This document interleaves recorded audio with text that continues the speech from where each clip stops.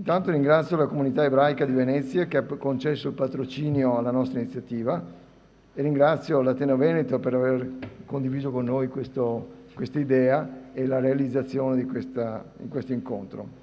E ringrazio vivamente i relatori che hanno accettato l'invito e che interverranno nell'ordine: il professor Michele Gottardi, presidente dell'Ateneo Veneto, la professoressa Renata Segre, studiosa molto nota e custodia di importanti memorie della storia della comunità ebraica di Venezia, e il dottor Carlo Urbani, responsabile degli archivi storici dell'Istituto Veneto.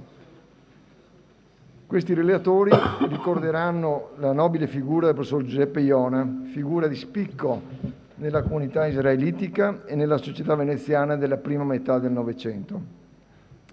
Dopo aver conseguito la laurea in medicina all'Università di Padova nel 1892, Iona fu aiuto alla cattedra di anatomia patologica della stessa università e dal 1912 primario della divisione medica dell'ospedale civile di Venezia. Non solo fu un clinico illustre, ma anche uomo di grande cultura. Basti ricordare che fu presidente dell'Ateneo Veneto dal 21 al 25 e socio dell'Istituto Veneto dal 1933. Purtroppo la proposta di nomina a socio effettivo, formulata nel 1938 da un collega, non ebbe seguito per la sopravvenienza delle leggi razziali, come poi sentiremo. Nel giugno del 1940 Giuseppe Iona divenne presidente della comunità israelitica di Venezia e, come sapete, richiesto dall'autorità di polizia di consegnare la lista degli iscritti alla comunità, il 17 settembre 1943 bruciò il registro e si tolse la vita. Molti ebrei veneziani riuscirono a sfuggire alla persecuzione, ma tra il 1943 e il 1944 246 di essi furono catturati e deportati e meno di una decina sopravvissero e ritornarono a casa. A 70 anni dalla tragica morte di Giuseppe Iona, l'Istituto Veneto ha deciso di ricordarlo come uno dei suoi soci più importanti, sanando un debito di riconoscenza che il trascorrere del tempo non ha cancellato. Se è compito specifico delle istituzioni culturali conservare le memorie, in questo caso al compito della loro custodia si associa il dovere civile della trasmissione del ricordo di questo nostro socio, affinché la sua memoria divenga patrimonio anche di coloro che non hanno potuto raccoglierla direttamente dalla voce dei testimoni o dei protagonisti. A questo proposito, ho ricevuto dal collega Alessandro Pignatti, socio nazionale dell'Accademia di Lincei, questa lettera che mi ha autorizzato a leggere. Dice Pignatti: credo di essere uno dei pochi testimoni ancora presenti che hanno un ricordo diretto di Giuseppe Iona. Era stato attivo per decenni all'ospedale civile e anche durante il fascismo la sua fama di città era rimasta intatta. Però Iona è entrato nella mia vita proprio in quel terribile settembre 1943, quando tutto sembrava crollare. In quel momento a Venezia lui solo ha saputo dare un esempio. Premetto che allora avevo 13 anni, non ancora compiuti, e non sono ebreo. L'8 settembre, rientrando la sera da una gita in barca, sentiamo ripetere alla radio il messaggio nel quale Badoglio annunciava la resa agli alleati. Era un messaggio registrato, Badoglio nel frattempo era già in fuga da Roma. Lo seguivano il re, il principe ereditario e successivamente ministri e capi militari, lasciando il paese in mano alle forze armate germaniche. A Venezia gli alti ufficiali della marina erano scomparsi. Una torpediniera aveva tentato di fare rotta verso sud, ma era stata affondata al largo di Malamocco.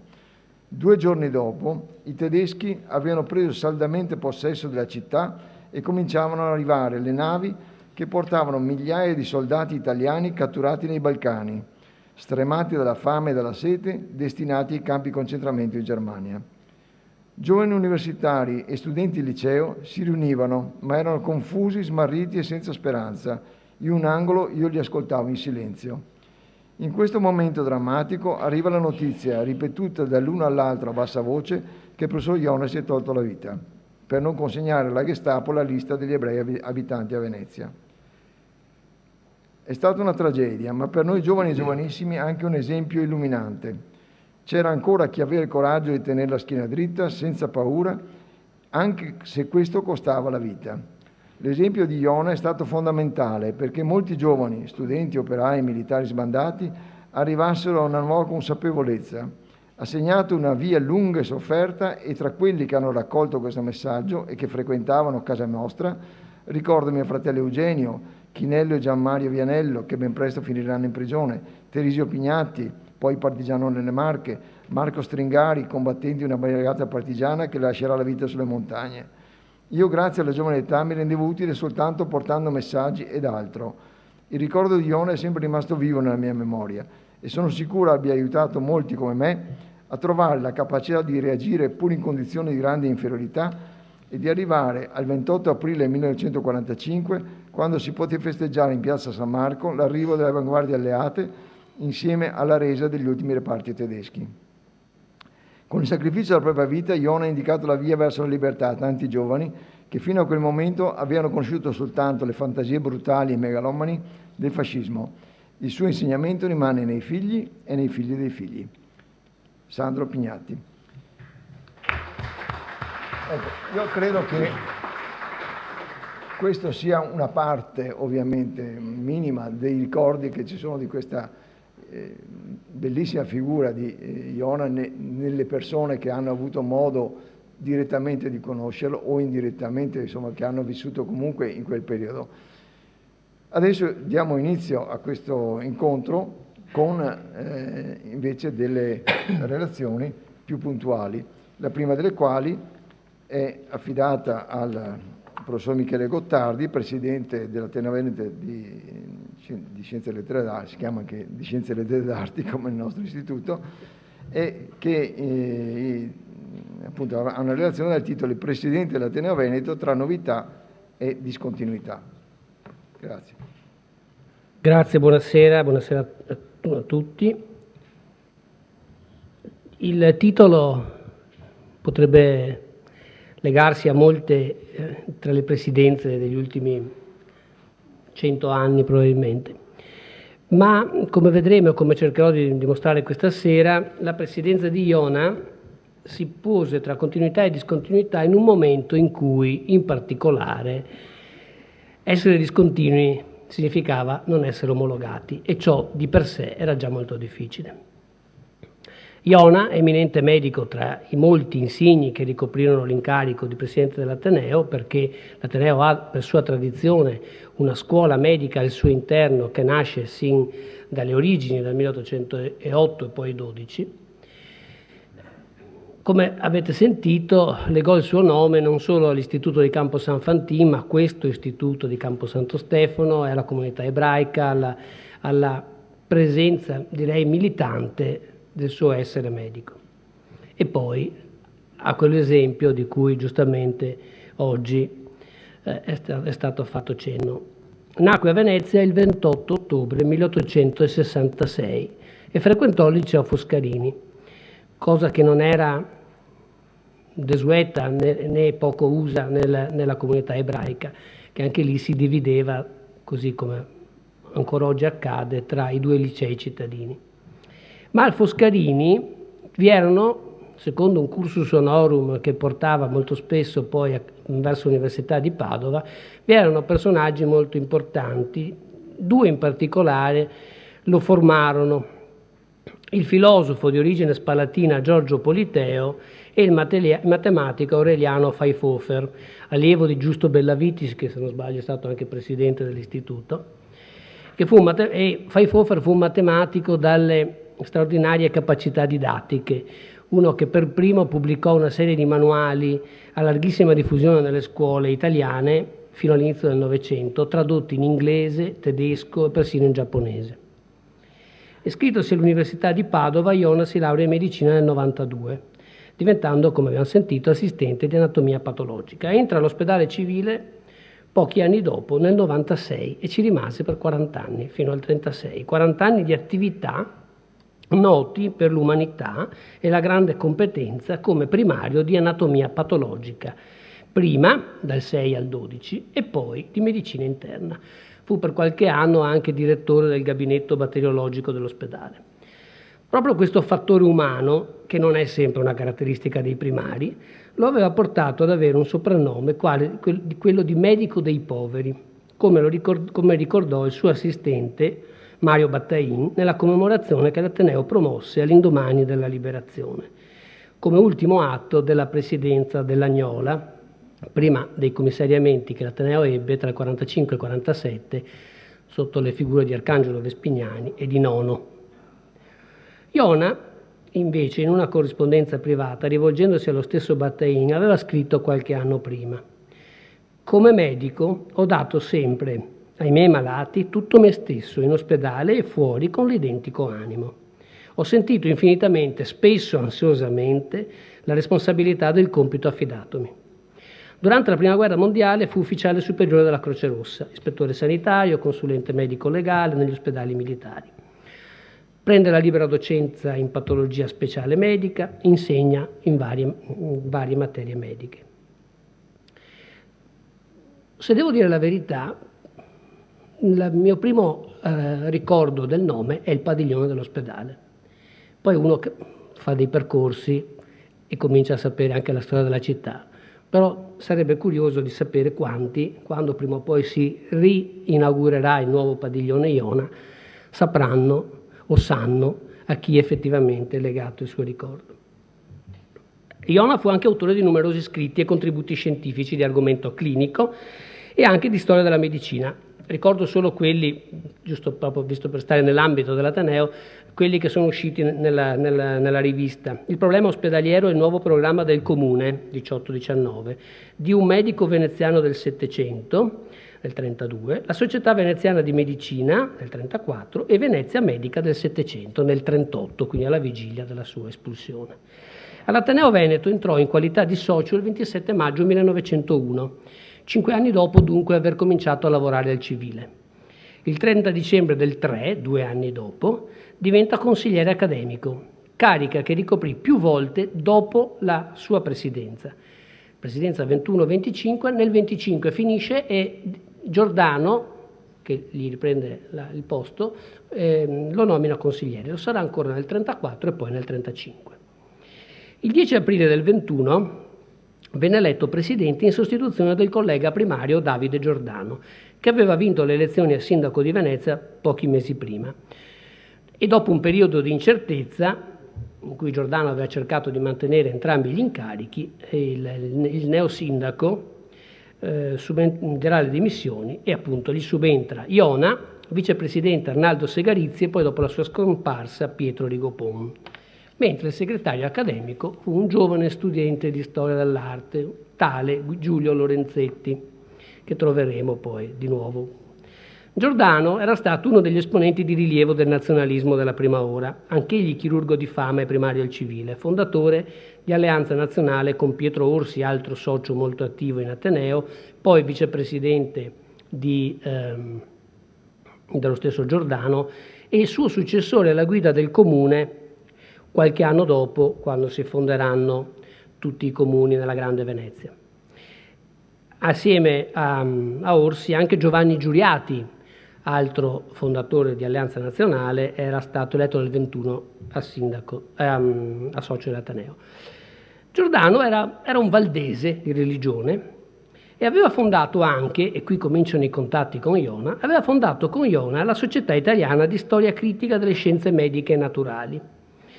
C'era un reciproco rispetto tra i due e lo riprova la designazione che lo stesso Giordano fa nei confronti di Iona, che invece politicamente era sicuramente vicino ad un altro socio, Silvio Trentin, col quale si era candidato alle elezioni comunali pochi mesi prima. Quindi possiamo pensare che questa designazione ricalchi, rispetti e rispecchi anche una sorta di continuità all'interno della comunità scientifica alla quale afferivano entrambi. Nel suo breve primo mandato Giordano era riuscito solo a far approvare il nuovo statuto il 27 giugno del 20, uno statuto che aveva raddoppiato la presenza dei soci, passandoli da 150 a 300. Sarebbe tornato alla guida dell'Ateneo con un secondo mandato del 25 al 29 e poi ve ne sarà un terzo nel 38.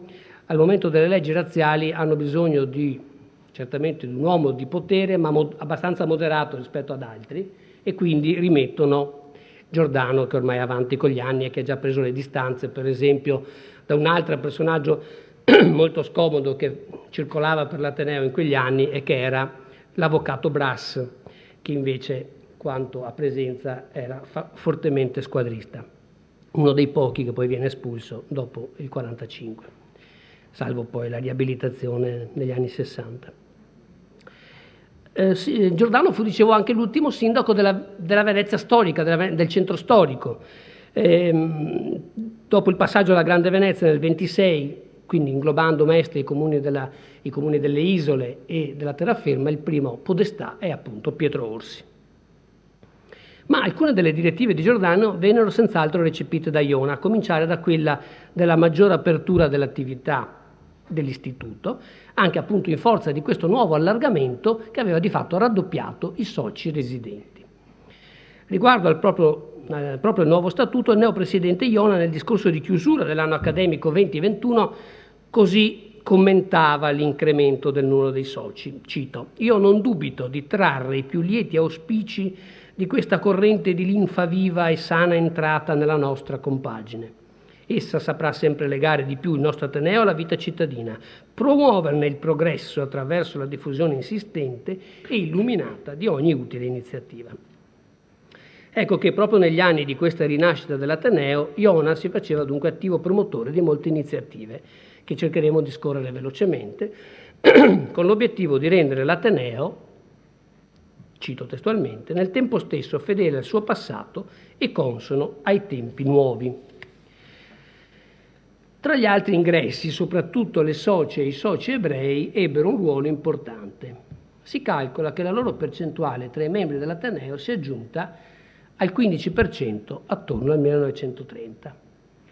Tra loro vi sono conservatori vicini al fascismo come Angelo Sullam, che era stato però socio già dal 12, gli avvocati Alberto Musatti, che diventa vicepresidente tra il 34 e il 38, dopo che il padre Cesare Musatti era stato già vicepresidente all'inizio del Novecento, e Max Ravat.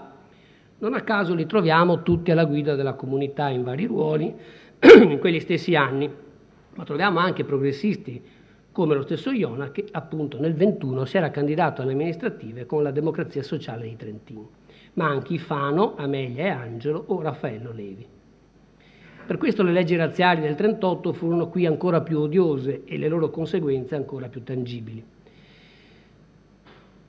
Solo qualche anno fa l'Ateneo è riuscito a rinterrogarsi sulle responsabilità politiche e culturali di quella generazione, durante la presidenza di Alberto Semi, del mio predecessore. Dunque il quadriennio della presidenza Iona, 21-25, è caratterizzato da una grande ripresa dell'attività culturale dell'Ateneo.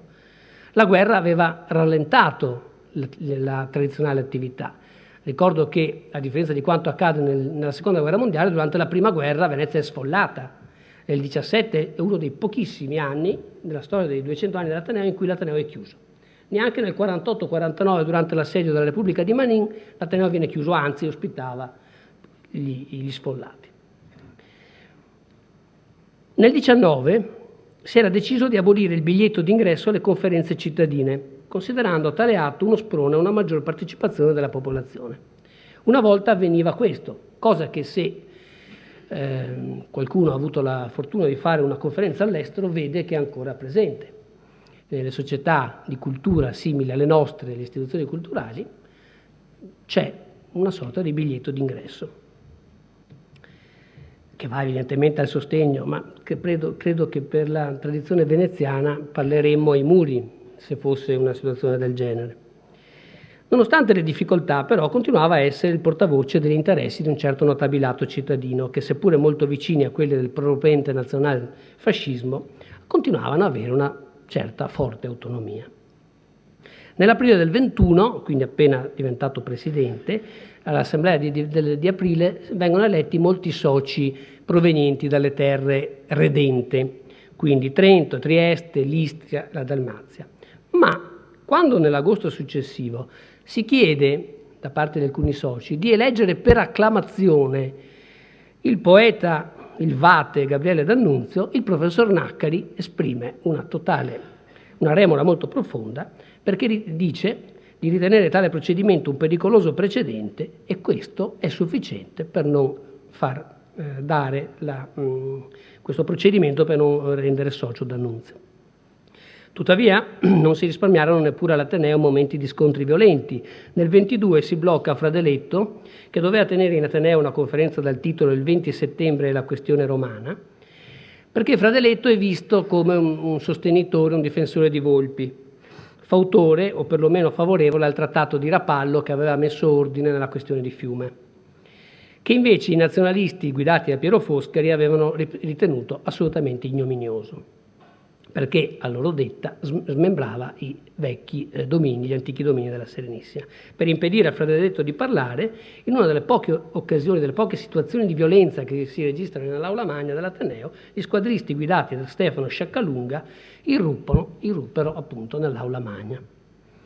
In quegli anni 20, nonostante la dittatura, ancora si poteva discutere liberamente di problemi culturali, come erano definiti allora.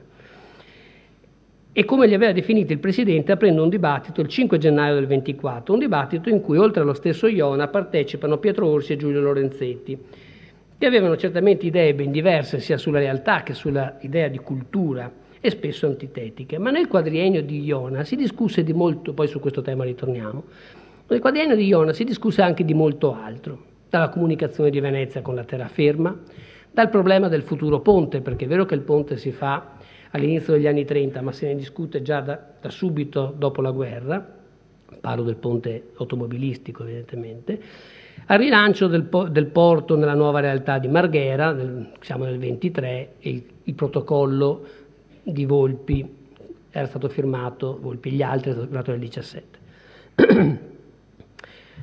Certamente Iona fu davvero l'erede di quella tradizione che concepisce l'Ateneo su due piani, così come egli definiva da una parte l'alta produzione, nuove creazioni nell'arte, rivelazione di verità nuove nella scienza, e cioè strumento di arricchimento del sapere umano e del suo patrimonio di bellezza e, insomma, vita spirituale cittadina.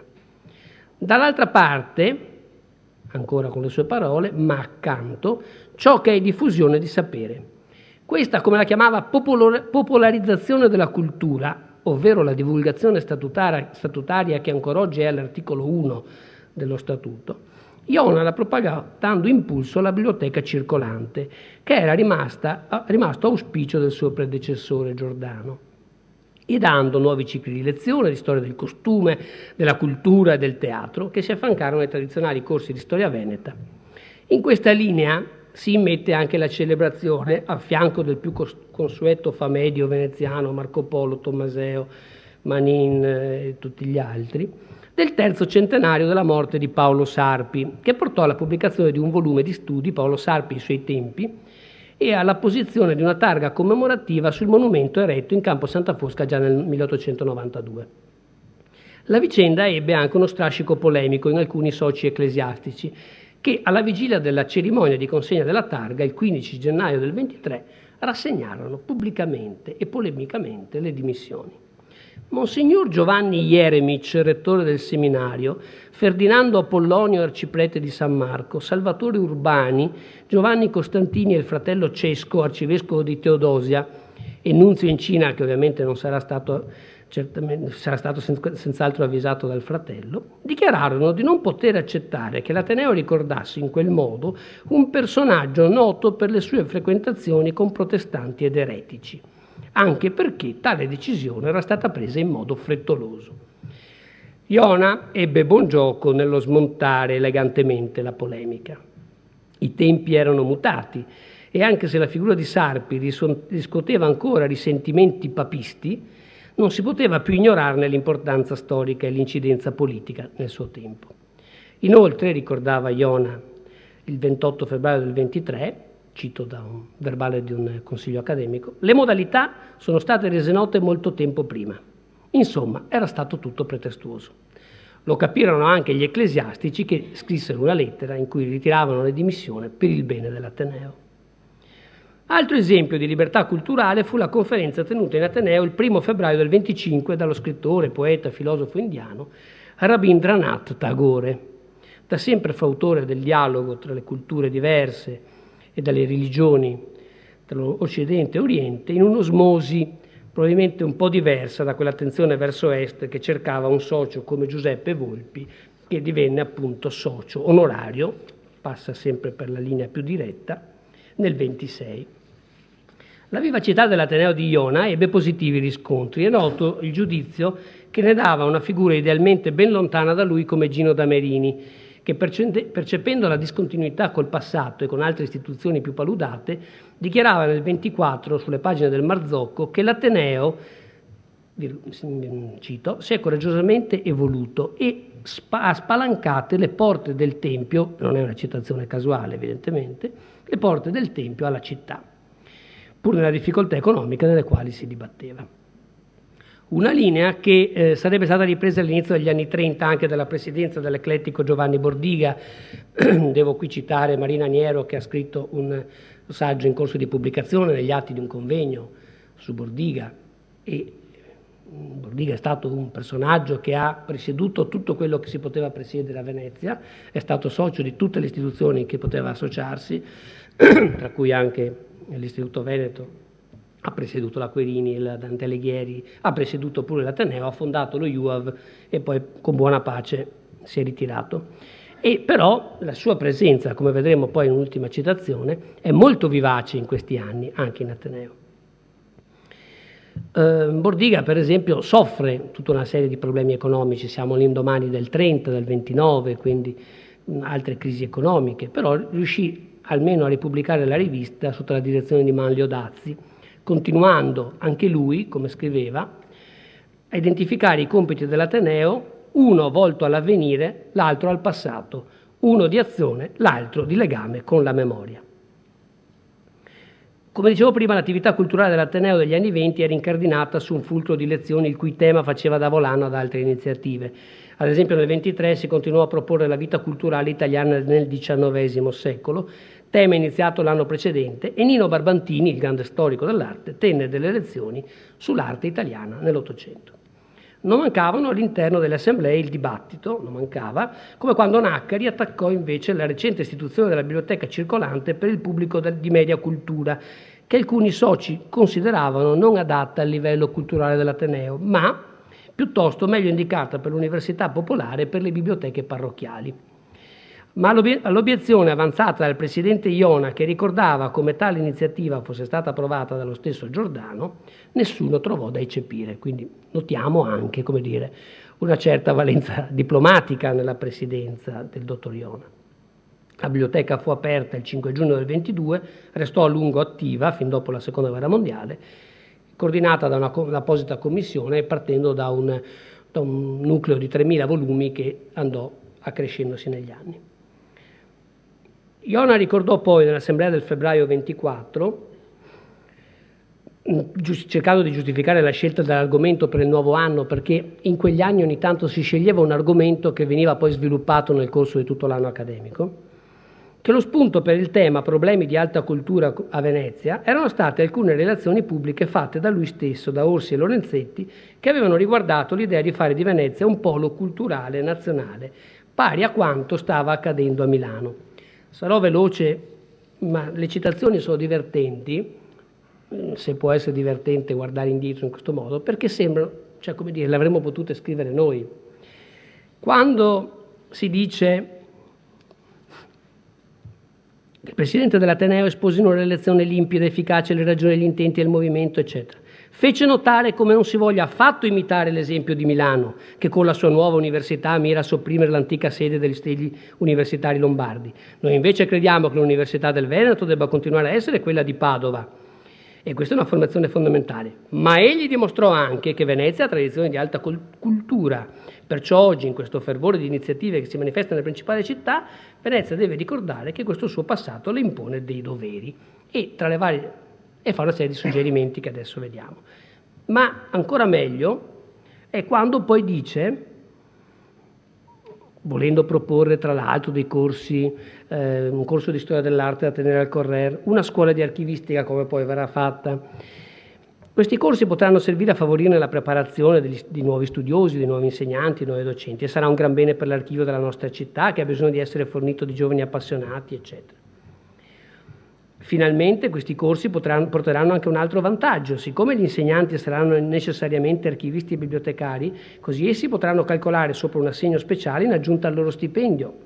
Orbene, questa condizione di favore potrà servire ad attirare qui parecchi elementi ottimi, oltre a quelli che già abbiamo. Inoltre, con gli istituti dei quali si è parlato e con quelli di cui gli parlerà l'amico Lorenzetti, e che verranno ad aggiungersi agli istituti già esistenti e raccogliersi attorno al Regio Istituto Veneto di Scienze, Lettere ed Arti, si potrà aumentare notevolmente la produzione scientifica della nostra città, e all'aumento della produzione scientifica si accompagnerà certamente lo sviluppo dell'arte tipografica, già così importante un tempo a Venezia. Cioè, ovviamente, insomma, come dire, oggi si potrebbe dire, dottor Urbani, che si potrebbe fare rete tra gli istituti, cosa che stiamo cercando di fare da qualche anno.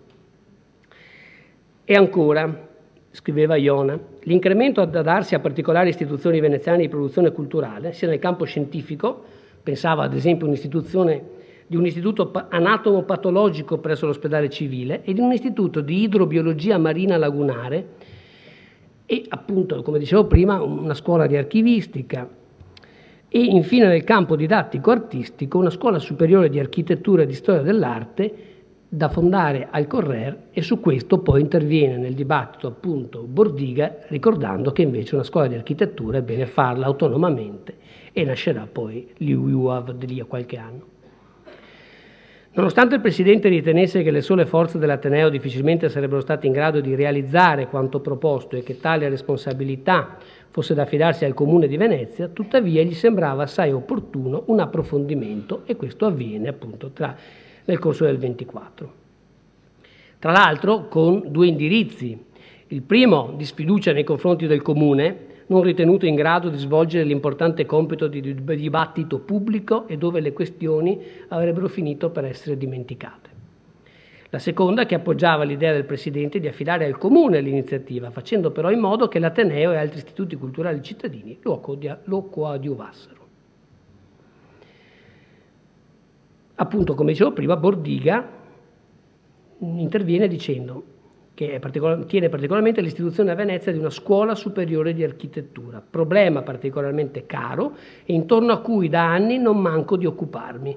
Parlando di questo spiccato istituto, dichiaro che mentre le odierne disposizioni ministeriali sul riordino dell'insegnamento artistico danno a sperare che il voto comune abbia a trovare una favorevole soluzione.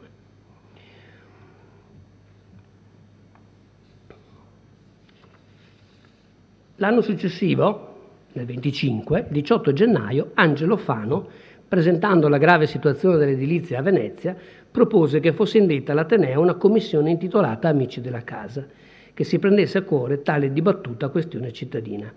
Iona fece presente a Fano come non fosse compito dell'Ateneo occuparsi di cose tecniche e come queste andassero devolute a chi di dovere, ricordando ad esempio quanto era successo per il problema cittadino relativo all'alta cultura, dove appunto c'era stato un dibattito già particolarmente vivace.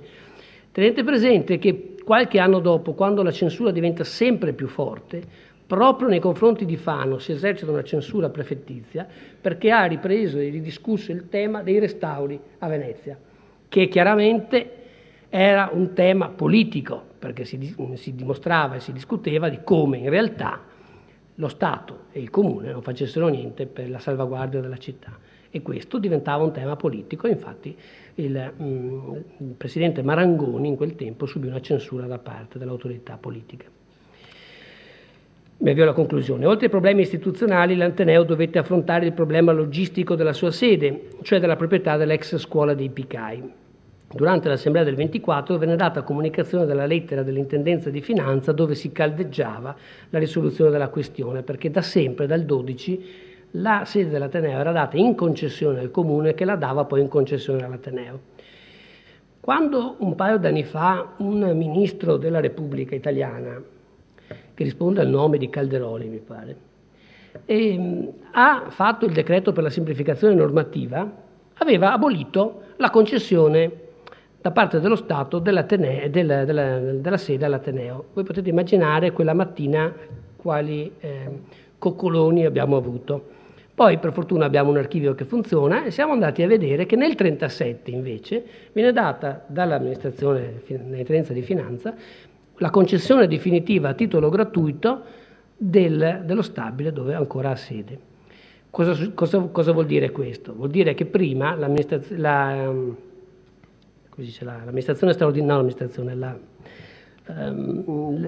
i restauri straordinari erano a carico del comune, mentre l'ordinaria manutenzione era a carico dell'Ateneo.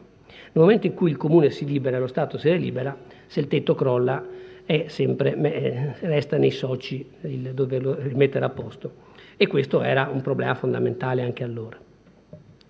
Nel 25, nella relazione sul quadriennio appena trascorso, ripercorrendo l'ingente attività svolta, Iona ricordava sia l'intensa opera di volgarizzazione presso il gran pubblico cittadino, sia la ripresa della sua interna vita accademica.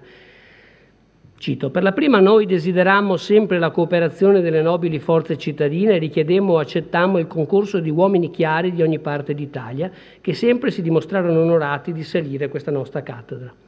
Per favorire quella che lui chiama la popolarizzazione, si tennero in questi 4 anni, come avete visto, diverse iniziative, molti corsi, molte lezioni su argomenti diversi. Perché, per usare le sue parole, l'Ateneo non ha più la sua filosofia e può quindi ospitare nel suo grembo tutte le correnti del pensiero moderno. E tuttavia, aggiungeva Iona, la popolarizzazione, fosse essa delle scienze, delle lettere e delle arti, mantenne sempre quel carattere di elevatezza che si conviene a un istituto di alta tradizione. A partire dall'anno accademico 21-22 si superarono e si affiancarono lezioni di diverso tipo e di diverso genere: letterario, storico, scientifico, dibattiti sui problemi attuali, in cui si mise particolarmente in luce quello che Iona aveva definito il suo segretario d'oro, Giulio Lorenzetti. Purtroppo, anche a causa delle ristrettezze finanziarie e le sempre presenti difficoltà economiche, la ripresa non si registrò per quanto riguarda, per esempio, la rivista, che uscì in un fascicolo unico ancora per diversi anni. Lo stesso Iona lo ammise a fine mandato, eppure, guardate, l'Ateneo aveva bisogno allora di 35.000 lire annue. Se noi prendiamo un dato Istat di rivalutazione con tutto quello che significa, cioè nulla, 35.000 lire del 25 sono 27.000 euro di oggi. Quindi saranno poi cambiati i tempi, sarà sicuramente cambiato il parametro. Certamente il fabbisogno culturale di un istituto di 80-100 anni fa era molto diverso da quello di oggi. Nell'ottobre del 38, a seguito dell'approvazione delle leggi razziali, Iona fu costretto a lasciare l'Ateneo come tutti gli altri soci di religione ebraica, che costituivano ancora in quel momento il 15% dei membri. Il 16 giugno del 40, pochi giorni dopo l'entrata in guerra, divenne presidente della comunità israelitica, che era stata istituita all'inizio degli anni 30 e che Iona aveva già avuto un ruolo da consigliere, come forse sentiremo poi, tra il 32 e il 34, se non sbaglio. Come sapete, appunto, come è già stato ricordato, il dottor Iona si suicidò il 17 settembre del 43. Solo dopo la fine della guerra, il 3 giugno del 45, fu degnamente commemorato nelle sale dell'Ateneo dal suo assistente Mario Battain, e la sua memoria è riabilitata con quello che, per usare le parole dell'allora presidente dell'Agnola, fu un atto di doverosa riparazione. Lo stesso che ci ha mosso nel promuovere questo incontro a 70 anni dalla sua scomparsa. Grazie. Grazie.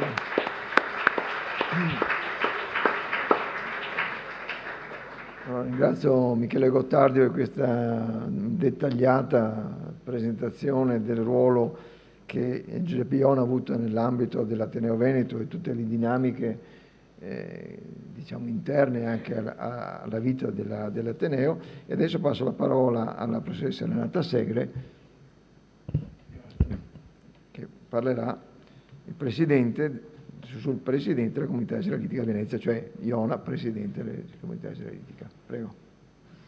Buonasera, e effettivamente parlerò solo del periodo della presidenza e avrò anche problemi a tenere i tempi e farò in modo di tenerli, comunque ve lo prometto.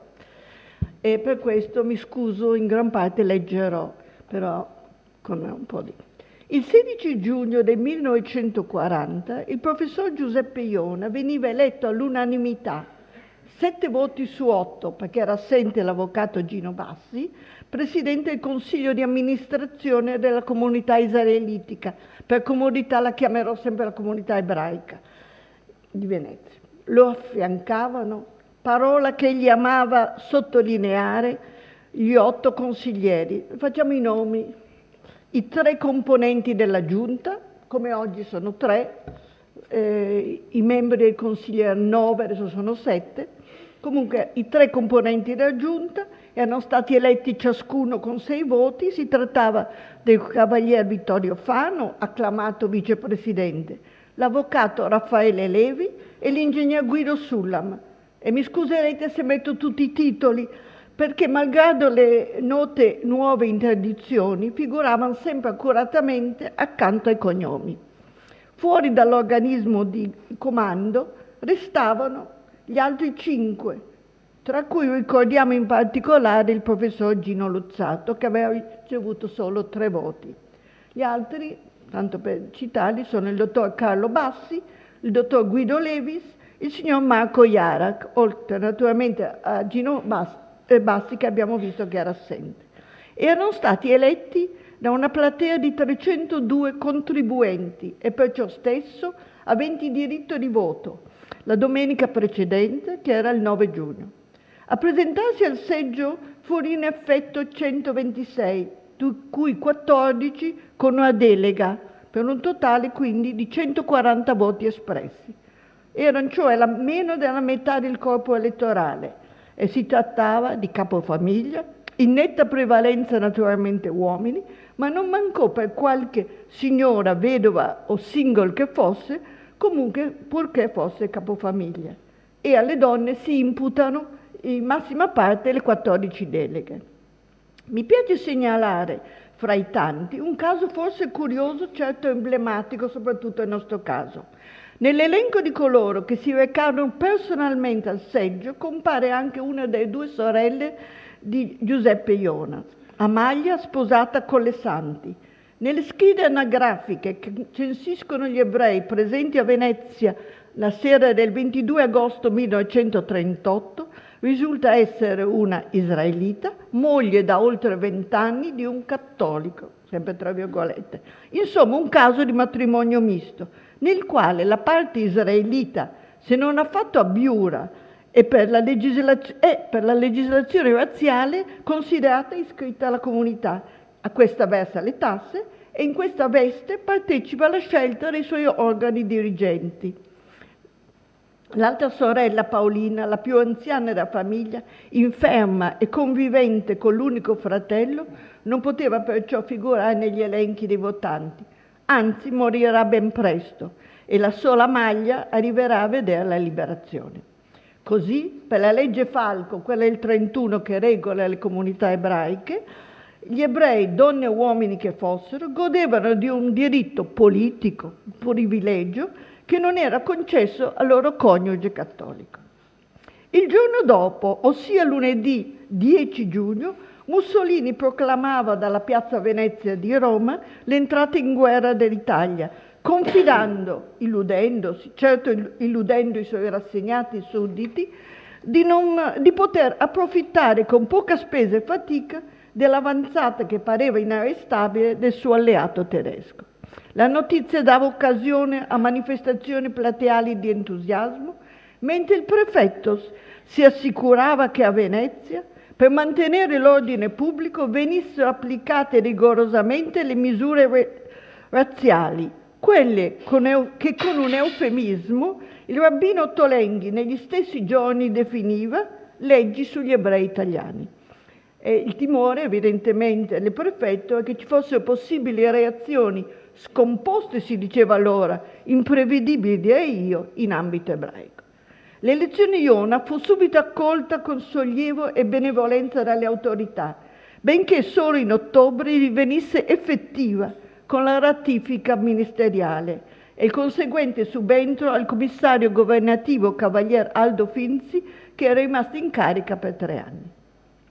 Della scelta si rallegrava il questore in un'informativa al Ministero, nella quale spicca l'assenza di quei richiami a concetti di italianità, patriottismo e simili che sempre meno si coniugavano nella retorica del regime al mondo ebraico, all'elemento ebraico, lo definisce il questore.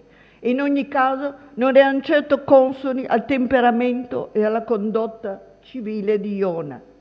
D'altronde, il 21 gennaio di quello stesso 1940 era stato cancellato dall'albo della sua categoria professionale e a quella dei discriminati non aveva fatto richiesta di essere iscritto oppure non era riuscito a dimostrare di averne i titoli.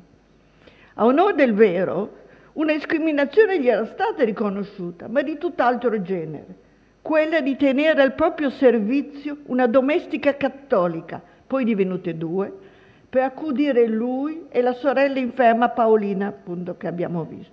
In ogni caso, per meglio caratterizzare la sua personalità, noteremo che nel compilare la scheda anagrafica nell'agosto del 1938 aveva evidenziato i propri meriti combattentistici. Cito: patriota entusiasta e di fede incrollabile di tutta la sua opera indefaticabile di cittadino alla patria, riporta quella che è la motivazione della sua nomina a Cavaliere dell'Ordine Mauriziano, e vi aveva aggiunto di suo pugno di essere ancora consulente gratuito dei combattenti e mutilati di guerra.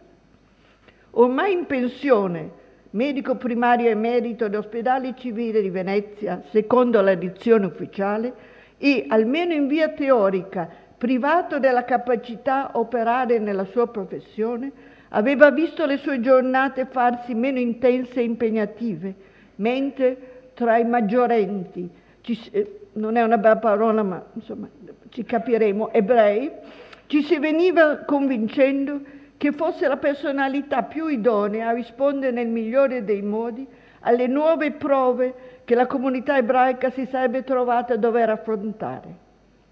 Con largo seguito in città, apprezzato e rispettato tra la popolazione che lo aveva conosciuto in veste di medico, godeva anche della fiducia, pur relativa, dati i tempi e le premesse, delle autorità. In ambito ebraico non doveva essersi fino ad allora molto esposto, di carattere riservato, sobrio nella condotta e nel linguaggio, con elevato senso civico, non aveva insomma dato nell'occhio, si sarebbe detto che non aveva dato fastidio. Nel discorso di inaugurazione alla presidenza aveva confessato ai colleghi di consiglio, che d'altronde non potevano non essere al corrente, di essersi fatto pregare fino alla sera precedente, perché non si sentiva, per età e non solo, aveva quasi 74 anni, adatto alla bisogna, ma ormai aveva deciso, accettava, nel momento della sventura, cito, e si prendeva l'impegno di dedicarvisi con tutte le sue energie e capacità, affrontando a viso aperto la situazione.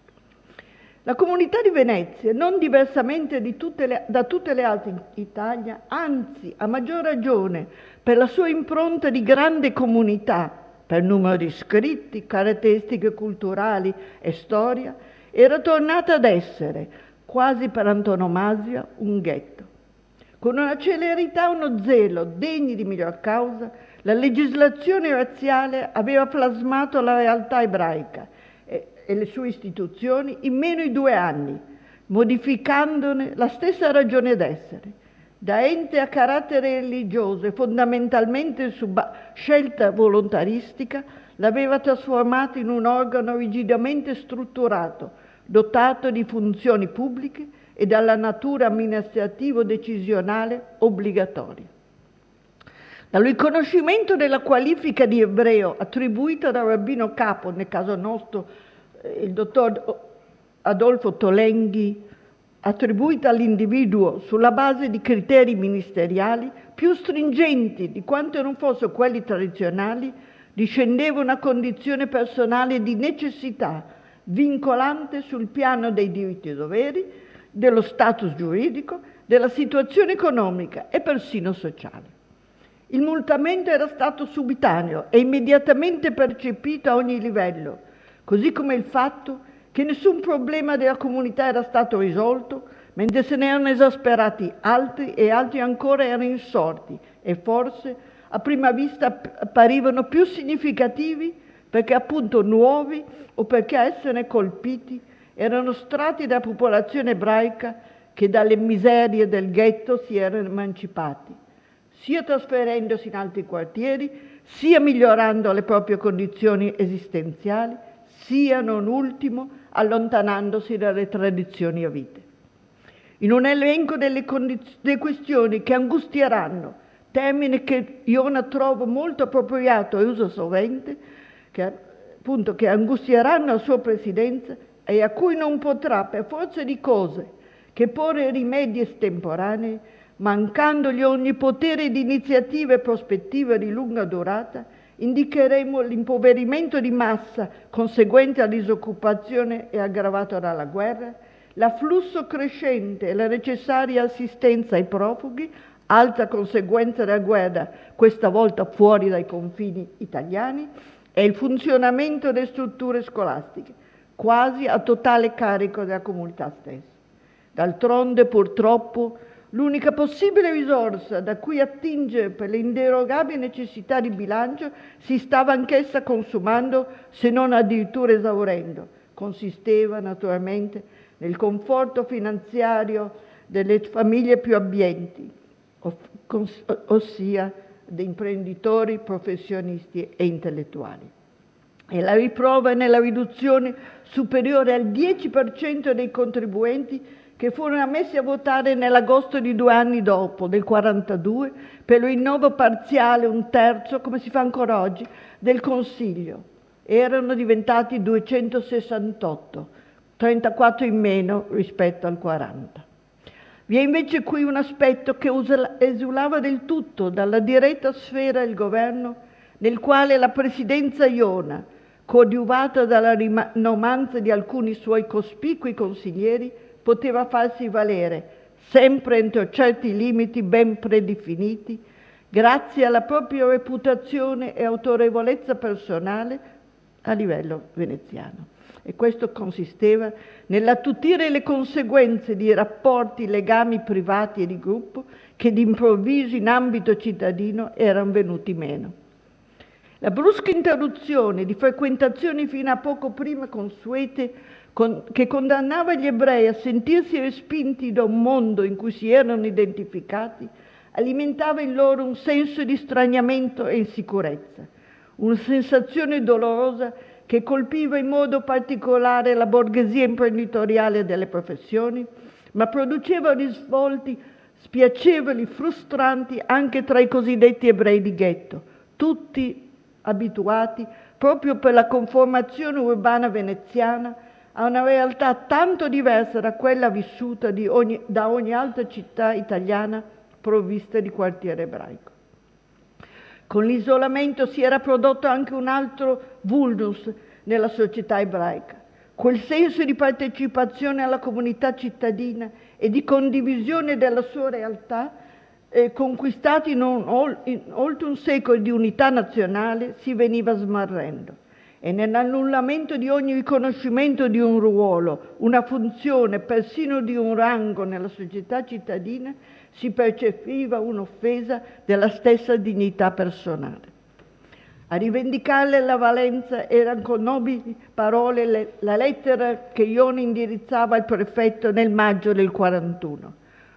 Cito: «Non è umano che al di fuori di un qualsiasi comando dello Stato, naturalmente con la maiuscola, si imponga agli ebrei di abdicare ogni senso di dignità e di onore, finché la legge maiuscola non toglie loro il vanto di chiamarsi cittadini italiani con la maiuscola, finché servono il diritto di abitare a città, non può essere che ognuno di essi debba subire l'insulto più atroce di non sentirsi rispettato.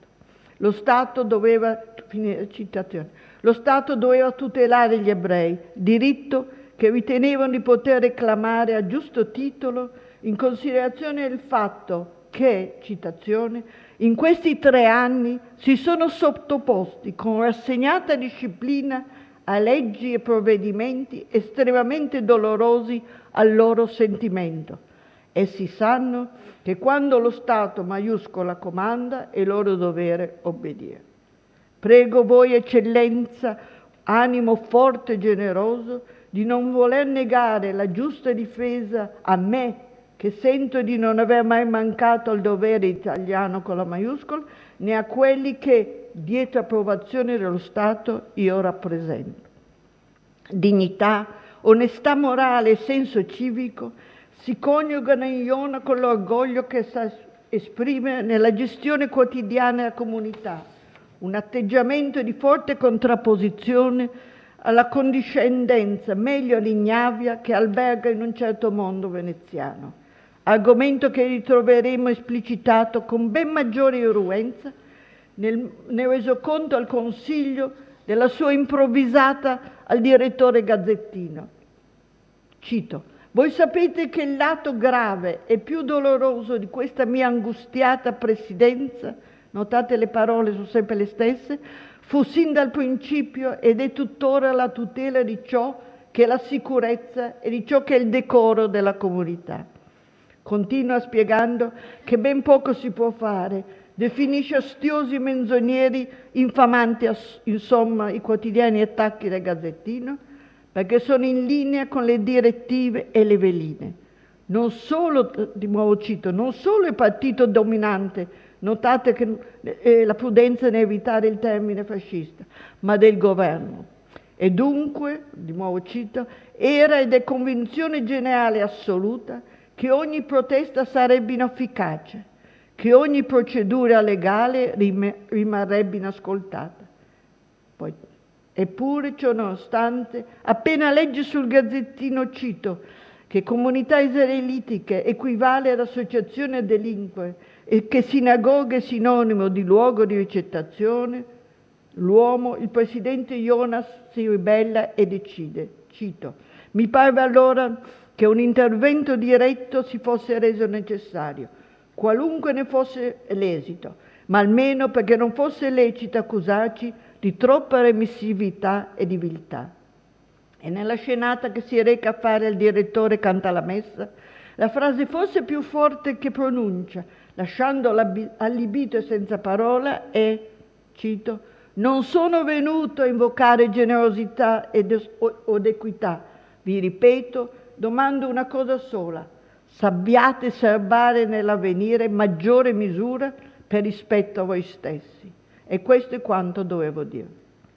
Tra il 1941 e il 1942 la svolta negli eventi bellici prelude alla sconfitta degli eserciti dell'Asse, mentre, come scrive il prefetto Vaccari al sottosegretario agli interni Buffarini Guidi, a propria discolpa, cito, «Qui sono state regolarmente applicate tutte le misure restrittive in merito agli ebrei e anzi, se dipendesse da scriventi, si dovrebbe giungere a, cito, un inasprimento totale della posizione ebraica», espressione alla quale si intuisce la direzione cui ci si avvia a Venezia, sotto la pressione dell'ala più oltranzista della federazione fascista.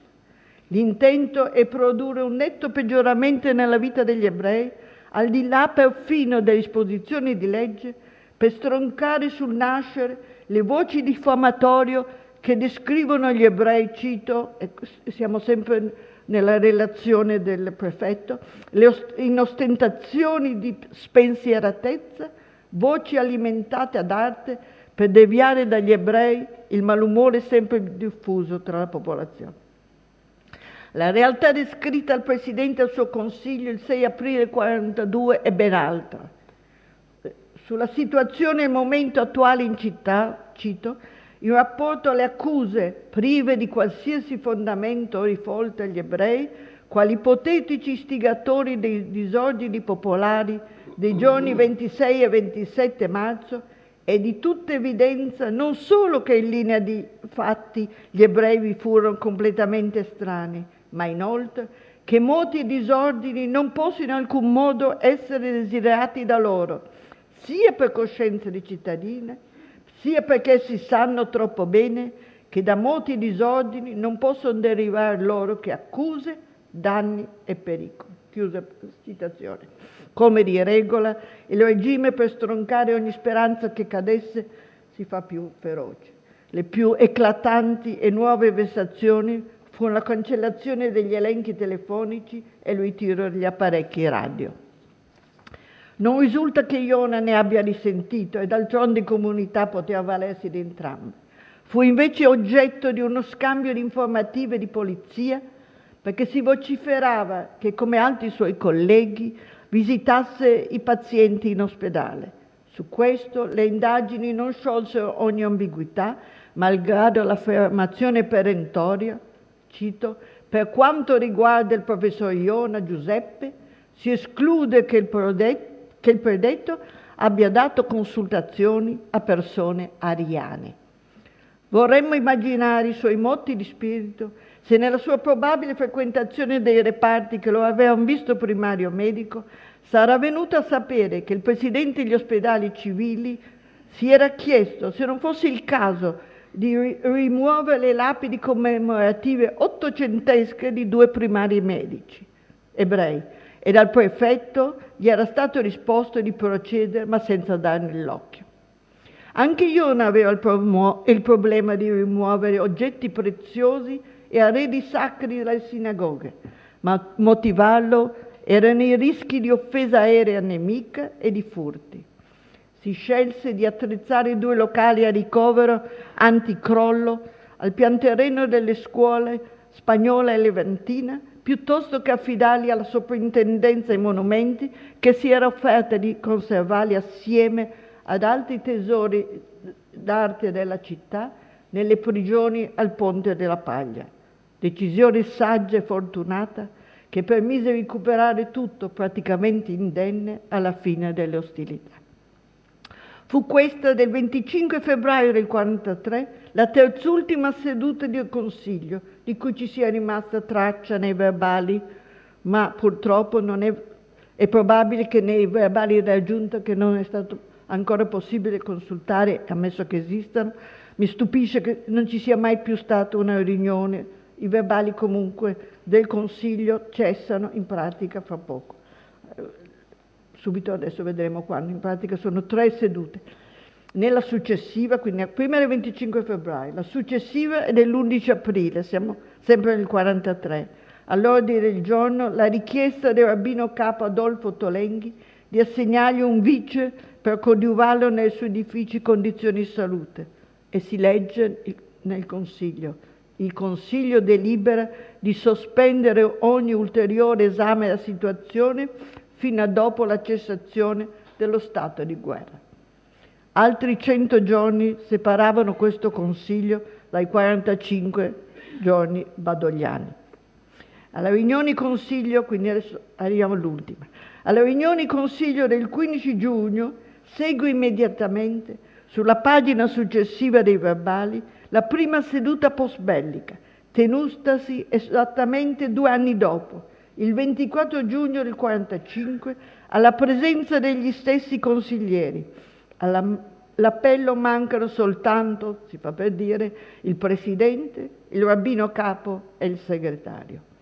Il cavalier Vittorio Fano, ancora per pochi minuti vicepresidente, diventerà presidente, apre la seduta commemorando, cito, con brevi parole il compianto presidente professor Giuseppe Iona, mettendo in evidenza le sue alte qualità di cuore e di intelletto e la superiore addirittura morale dello scomparso. Indi invia un affettuoso pensiero al rabbino capo dottor Tolenghi e agli altri deportati, esprimendo l'augurio di poter presto rivedere i tanti infelici che erano stati arrestati durante l'infame occupazione nazifascista. Facciamo ora un passo indietro. Se per il rabbino Tolenghi si poteva ancora in spirito consolatorio illudersi che sarebbe ricomparso tra i sopravvissuti dei campi di deportazione e i profughi che rifluivano verso l'Italia, per il presidente il discorso era chiuso. Il consigliere avvocato Gino Bassi nella stessa seduta lo definirà infatti la prima vittima della persecuzione. Possiamo aggiungere che la sua scomparsa costituì anche quasi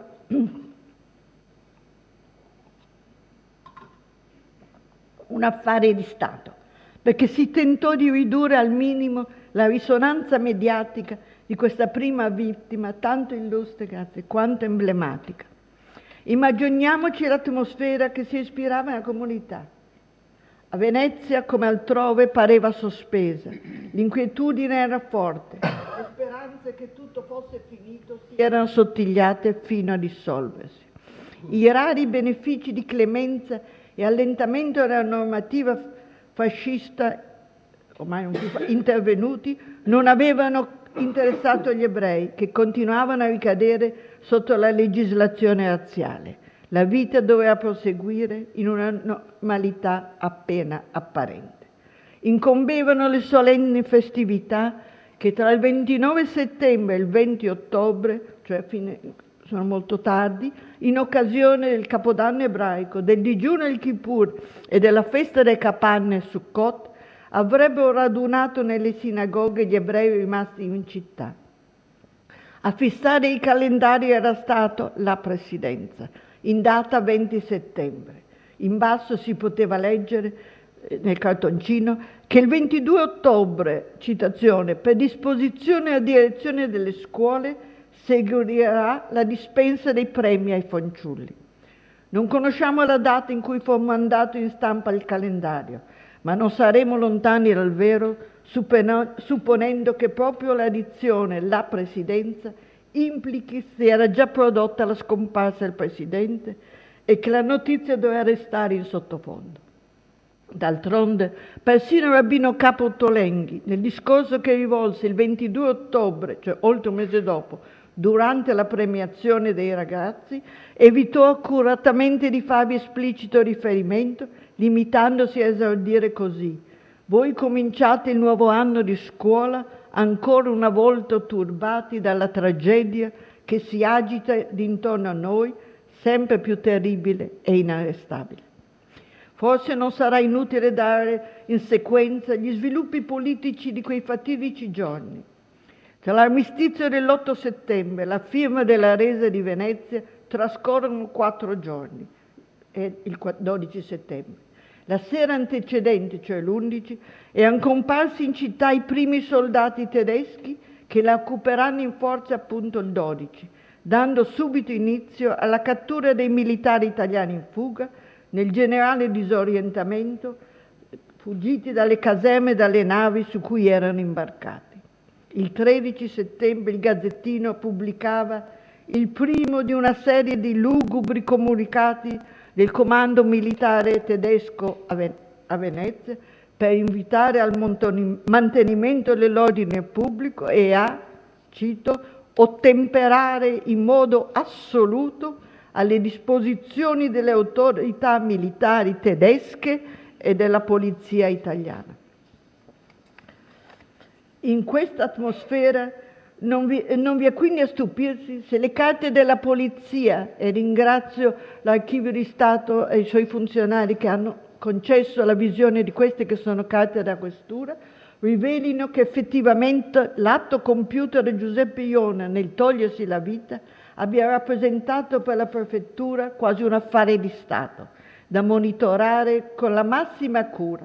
D'altronde, per pura coincidenza, il Gazzettino pubblicava con lo stesso 17 settembre il comunicato di costituzione della Federazione Fascista di Venezia del Partito Fascista Repubblicano.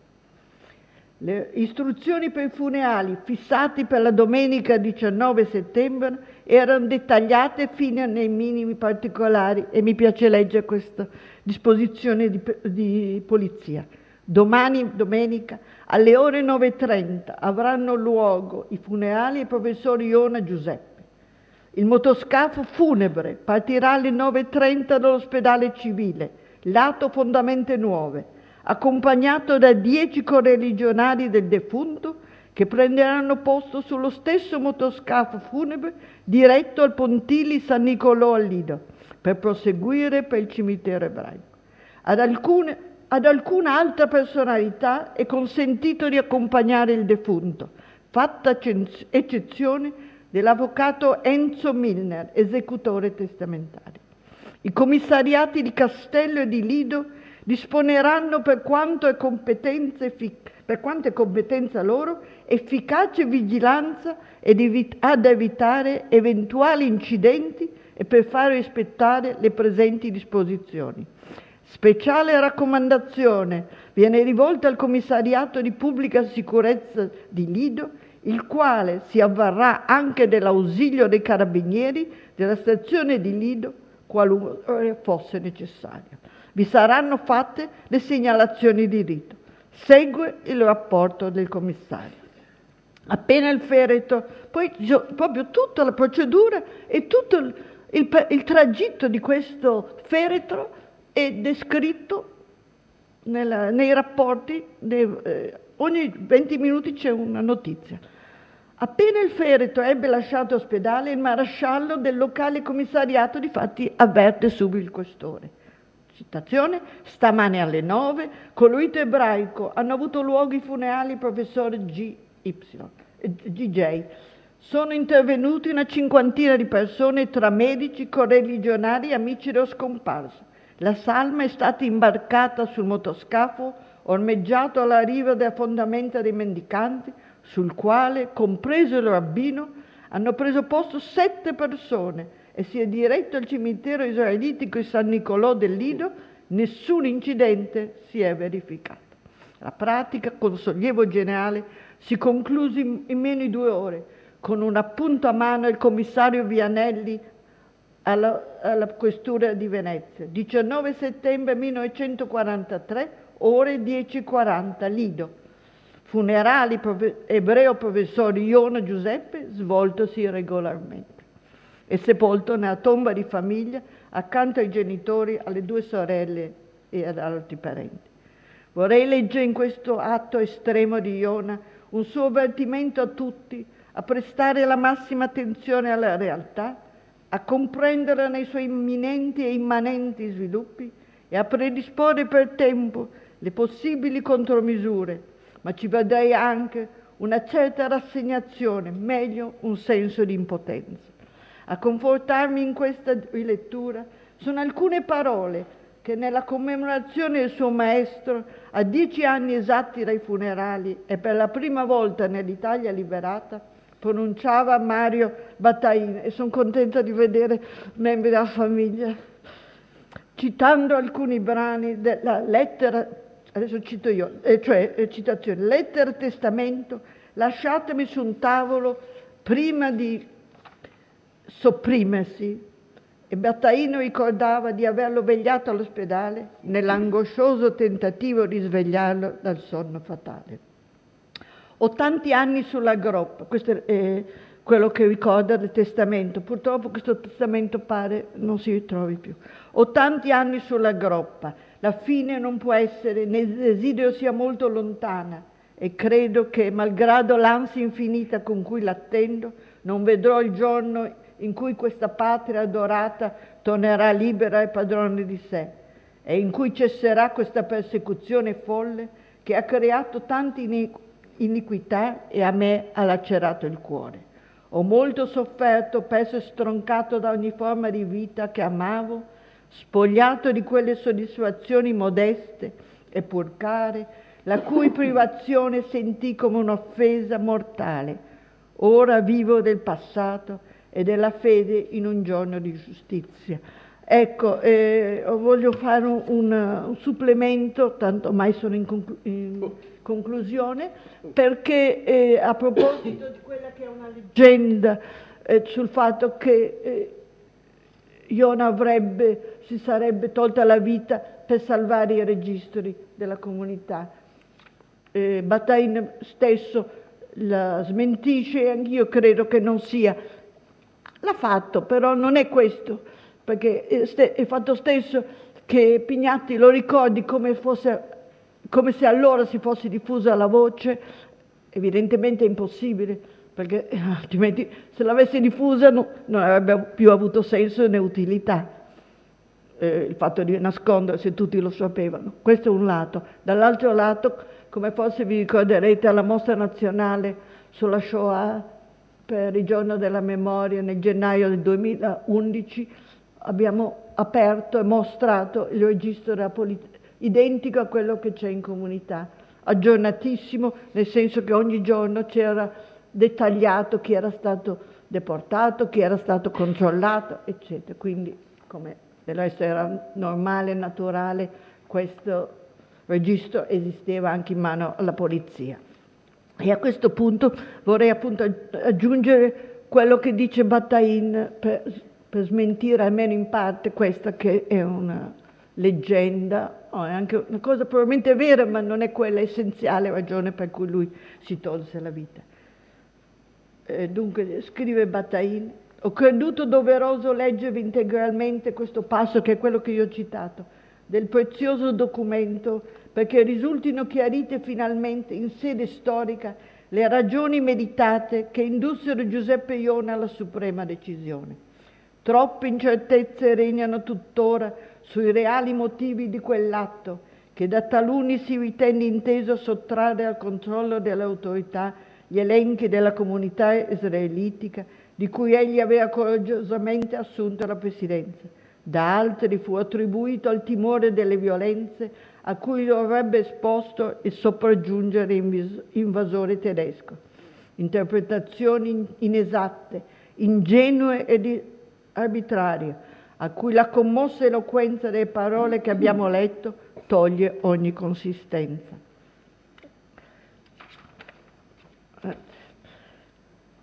C'è un'altra citazione con la quale stiamo per... cita...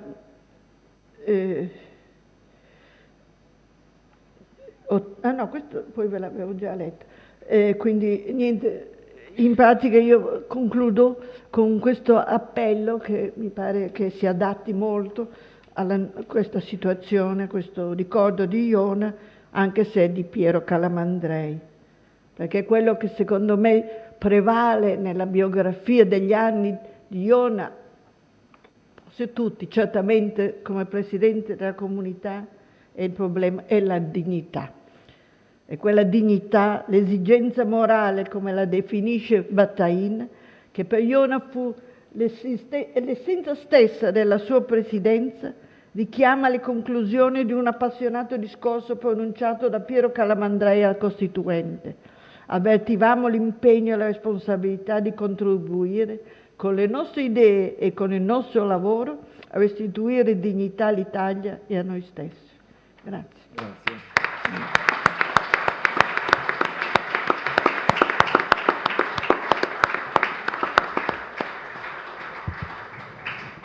Grazie per questo bellissimo, importantissimo contributo che ha messo a fuoco i lati essenziali della personalità di Iona, che certamente tutti avevano capito, ma in questo modo diciamo, sono state poste le basi per un'interpretazione della sua vita e illuminato anche il momento della sua decisione di togliersi la vita.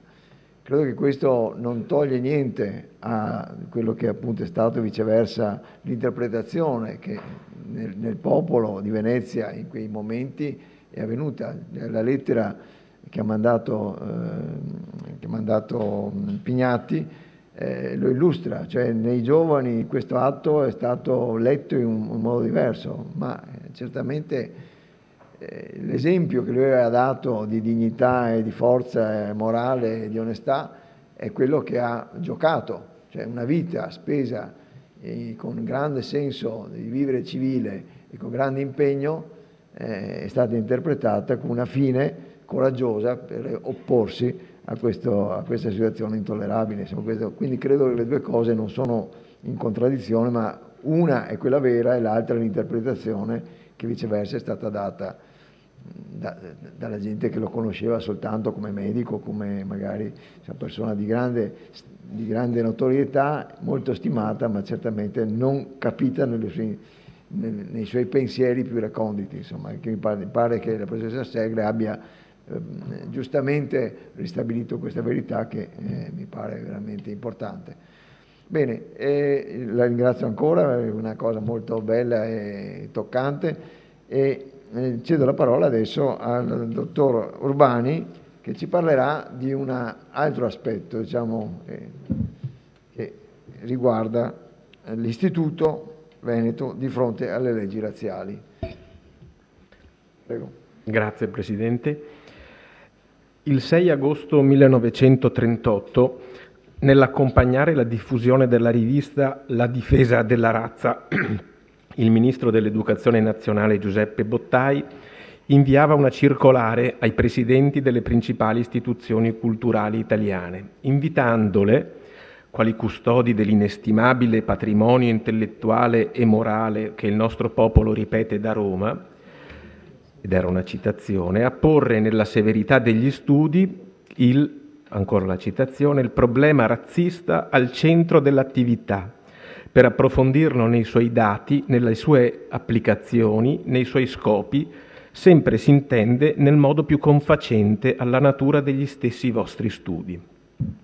Dunque il problema razzista, non solo come applicazione della legislazione razziale, ma anche come elemento culturale da coltivare nelle austere sale delle accademie italiane, espressione di quell'alta cultura che tendeva ad autorappresentarsi come estranea alle contingenze del momento e maggiormente interessata alle questioni ultime di carattere generale. Questo, in sintesi, era l'obiettivo che mi ero proposto di verificare.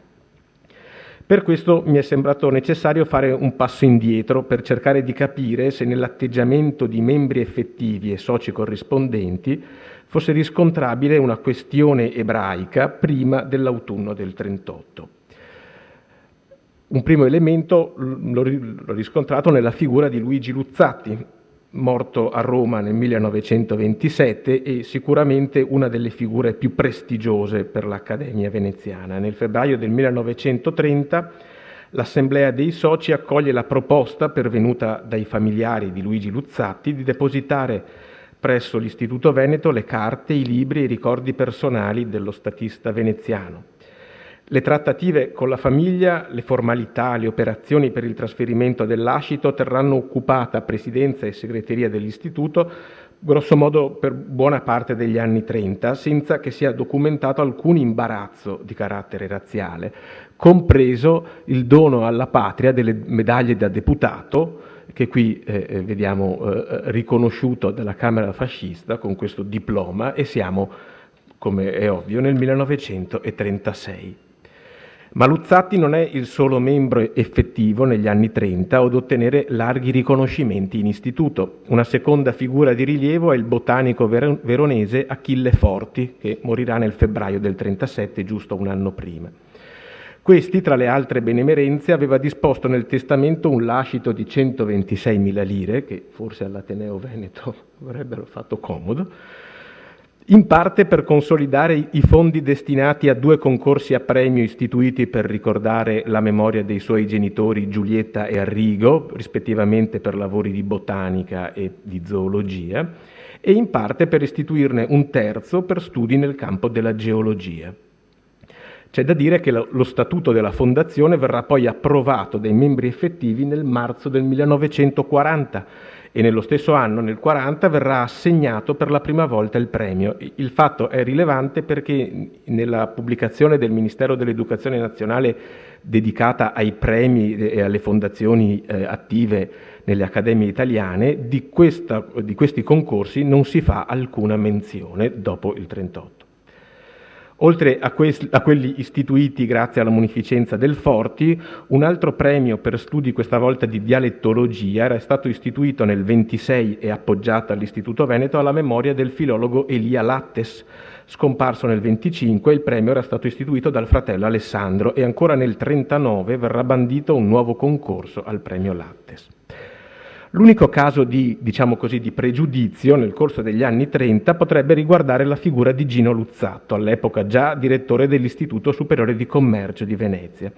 Nel 32, quando circola il suo nome tra i possibili candidati, si sarebbe opposto in maniera più o meno esplicita il prefetto di Venezia, facendo in modo che la sua opposizione fosse nota al presidente Lando Landucci, al vice Luigi Messedaglia e al segretario Giovanni Bordiga. Ma mi pare sufficientemente chiaro che qui si tratti di una questione più politica che razziale, essendo nota la posizione di Luzzatto nei confronti del regime. Negli anni 30, infatti, non si riscontra tra i membri effettivi dell'istituto, che sono quelli che, tra le altre prerogative, hanno il diritto di cooptare nuovi soci, non si riscontra, dicevo, un pregiudizio volto ad escludere dall'Accademia veneziana docenti universitari o scienziati di chiara fama dei quali sia nota l'origine ebraica. Nella tornata elettorale, proprio nella quale è escluso Luzzatto, risulta invece eletto l'economista Marco Fanno, mentre l'anno prima, il 31, era stato eletto il geografo Roberto Almagià. L'anno successivo, nel 33, come ricordato, sarebbero diventati soci corrispondenti, oltre a Giuseppe Iona, anche Adolfo Ravà e Tullio Terni. E tutti questi partecipano attivamente, al pari degli altri, all'attività accademica ordinaria dell'istituto, e particolarmente in quello specifico settore che è la pubblicazione di note e memorie, e tra l'altro segnalandosi per una consapevole integrazione anche ideologica con il regime, come risulta ad esempio dall'attività di Giulio Diena, professore emerito di diritto internazionale a Pavia, il quale nel dicembre del 1936 illustra ai soci dell'istituto le ragioni per le quali l'Italia può ben rivendicare il diritto di passaggio attraverso il canale di Suez, garantito in tempo di pace e di guerra dalla Convenzione di Costantinopoli dell'88. E mentre nel novembre del 1937 presenta un volume di André Maldestan, un russo emigrato dopo la rivoluzione dell'ottobre del 17 in Francia, sul conflitto italo-etiopico, e in questo volume il Diena vede riconosciuto il buon fondamento della tesi sostenuta dall'Italia. Partecipa a pieno titolo all'attività dell'istituto anche Giuseppe Iona, il quale nel 1935 presenta una nota sul sistema nervoso senile, mentre nel 1936 tratta del cancro al polmone. Arriviamo all'inverno del 1938, il gennaio-marzo, mentre il Ministero dell'Educazione Nazionale avvia la propria campagna razziale, i cui effetti in università possono essere ben documentati da lettere come quella pervenuta sul tavolo del rettore Carlo Anti, i membri effettivi dell'istituto si riuniscono nelle sale di Palazzo Loredan per decidere sulle candidature di nuovi membri effettivi e soci corrispondenti. È una tornata elettorale importante perché è la prima che si svolge dopo un periodo relativamente lungo di ripetuti rinvii dovuti all'attesa dell'approvazione da parte del Ministero competente del regolamento attuativo al nuovo statuto approvato nel 1935, quindi verranno nominati parecchi soci, nuovi soci corrispondenti e nuovi effettivi. Concorrono per passare alla prima categoria, cioè quella dei membri effettivi, tra gli altri, come già ricordato, Giuseppe Iona e Marco Fanno. Come previsto dalle norme relative alle elezioni, le benemerenze accademiche dei candidati vengono presentate all'Assemblea. Marco Fanno, ordinario di economia politica ed erede all'istituto di una tradizione che aveva visto figure come quella di Angelo Messedaglia, il già ricordato Luigi Luzzatti e Giulio Alessio, viene presentato dallo storico e socialista Roberto Cessi. La candidatura di Giuseppe Iona, invece, è illustrata da Giovanni Cagnetto, professore ordinario di anatomia patologica nell'Università di Padova e le cui scarse simpatie fasciste sono note. E questi conclude la sua orazione ricordando come Iona, e cito, nell'ultima grande guerra fu tra i pochi che non abbandonarono un solo istante Venezia, meta agognata del nemico e bersaglio preferito delle sue rappresaglie. Membro del Comitato di Assistenza Civile e consulente medico della Piazza Marittima, il Ministero riconobbe in lui un patriota entusiasta di incrollabile fede che dà tutta la sua opera infaticabile di cittadino alla patria, vero esempio di attività e di altissimo valore civile. E questo ricordo dell'attività di Iona durante la Prima Guerra Mondiale, già accennata prima da Michele Gottardi, è un particolare su cui tornerò a proposito del censimento razziale. Nessuno dei due, tuttavia, diventerà membro effettivo. Iona, con 6 voti, riuscirà il primo dei non eletti della classe di scienze fisiche, Fanno con 4 l'ultimo della classe di scienze morali. Si tratta questo di un segnale di pregiudizio razziale da parte dei soci? Non credo. Piuttosto per Fanno di precedenza accademica, per cui vengono premiati i più anziani, mentre accademicamente più anziani, mentre per Iona potrebbe trattarsi di pregiudizio accademico, non avendo egli un inquadramento universitario. Anche perché tra i nuovi soci corrispondenti invece trova spazio un candidato ebreo. Si tratta di Arturo Castiglioni, libero docente di storia della medicina a Padova, chiamatovi a Padova, benché non iscritto al partito, dal rettore Carlo Anti. E accanto a quello di Arturo Castiglioni, nella tornata del 38 sono comunque circolati altri nomi di docenti universitari che nel breve volgere di tempo sarebbero stati espulsi dal mondo accademico. Il fisico Bruno Rossi, Luigi Iacchia, libero docente di patologia medica, e l'ingegner Giorgio Cohen, libero docente di storia naturale a Padova e tra i fondatori del Civico Museo di Scienze Naturali di Venezia. Il tempo scorre e arriviamo alla primavera-estate del 38. Tra fine maggio e i primi di luglio si svolgono le ultime adunanze dei soci dell'istituto, alle quali, benché nel paese la propaganda antisemita stia montando, partecipano ancora quanti di lì a poco saranno dichiarati decaduti. Alla solenne parteciperanno Marco Fanno e Tullio Terni, e non sappiamo se anche loro rispondendo al saluto alzando il braccio. Il 10 luglio, pochi giorni prima la pubblicazione del manifesto degli scienziati razzisti, la prima presenza tra gli altri di Arturo Castiglioni all'adunanza dei soci sarà salutata dal presidente con parole di vivo elogio e compiacimento. E sempre in questa occasione, l'adunanza del 10 luglio, Adolfo Ravà omaggia l'istituto dell'ultima copia di un suo manuale di istituzioni di diritto privato. Qui il foglio firme dell'ultima adunanza alla quale partecipa anche Giuseppe Iona. Il cambio di passo nei confronti del problema razzista, peraltro anticipato dall'invio ricordato all'inizio della rivista La difesa della razza e dall'immancabile copia dei protocolli dei savi anziani di Sion che si trova nella biblioteca dell'istituto, porta la data del 19 agosto, quando ai presidenti delle accademie e degli istituti di cultura vengono inviate le schede per il censimento degli accademici di razza ebraica. Cosa veniva chiesto? Ecco, questo è un esemplare di scheda che è conservata in archivio. I campi da riempire, oltre a quelli anagrafici, erano se il socio appartenesse alla razza ebraica da parte di padre, se si è iscritto alla comunità israelitica, se professi la religione ebraica, se professi altra religione e quale, se la conversione ad altra religione sia stata effettuata da lui o dai propri ascendenti, se la madre sia di razza ebraica, se il coniuge sia di razza ebraica. È soprattutto la lettera E che lascia spazio per interventi sui quali adesso mi soffermo. La segreteria dell'istituto invia dunque le schede a membri effettivi e soci il 27 agosto, più o meno contemporaneamente, il 30, Marco Fanno anticipa quella che forse considera l'inevitabile esito finale del procedimento e invia una lettera di dimissioni, cito: «Per ragioni personali, che non hanno nessun rapporto con la mia qualità di accademico, mi pregio di rassegnare le dimissioni da socio corrispondente di cotesto spettabile istituto. Sento il dovere nel farlo di ringraziare i signori soci dell'alto onore fattomi a suo tempo con l'ambita nomina e di ringraziare altresì la spettabile presidenza delle prove ripetute di stima e deferenza e delle cortesie usatemi». Alla ferma decisione assunta da Fanno risponde con maggior formalismo burocratico la segreteria dell'istituto che per mano del vice segretario accademico, il professor Tullio Ognisotto, prega il socio dimissionario a prendere coscienza della circolare peraltro già inviatagli. Il mese di settembre dunque è segnato da questo scambio di schede in andata e ritorno e dalla restituzione compilata dai soci.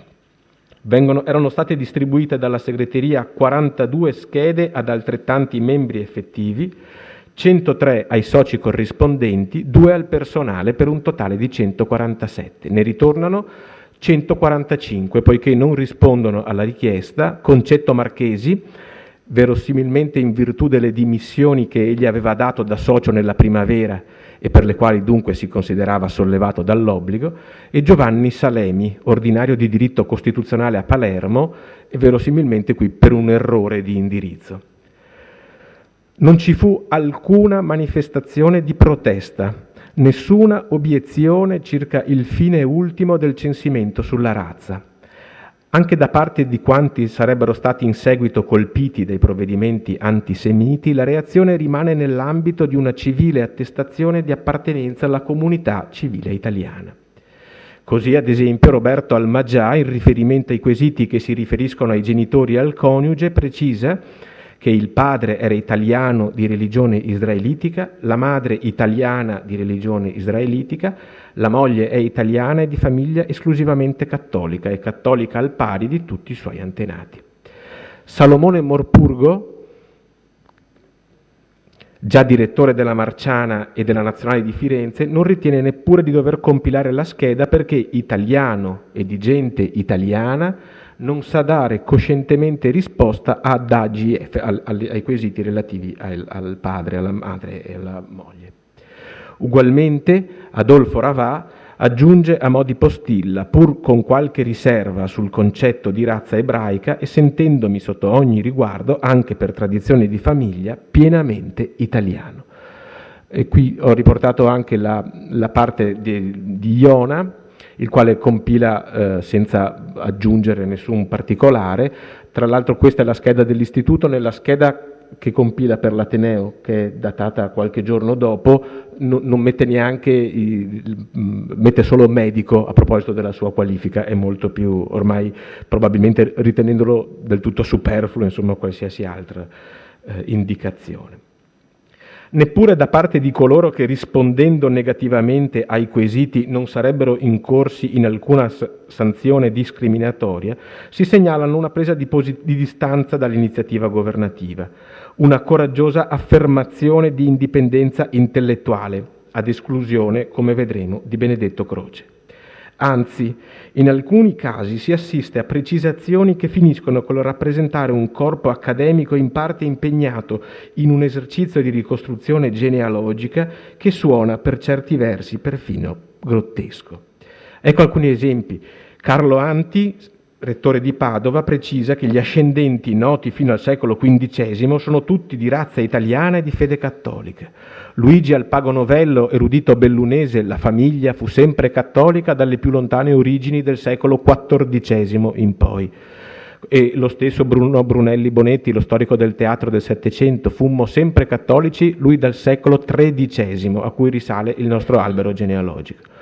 Luigi Messedaglia, e lo stesso con le stesse parole che userà lo storico dell'arte Giuseppe Fiocco, cattolico di famiglia cattolica ab immemorabili. Tullio Ognisotto, il già ricordato vice segretario accademico, i miei ascendenti da secoli sono cattolici. Fabio Vitali, l'amministratore dell'istituto, i miei ascendenti furono sempre ariani e di origine cattolica.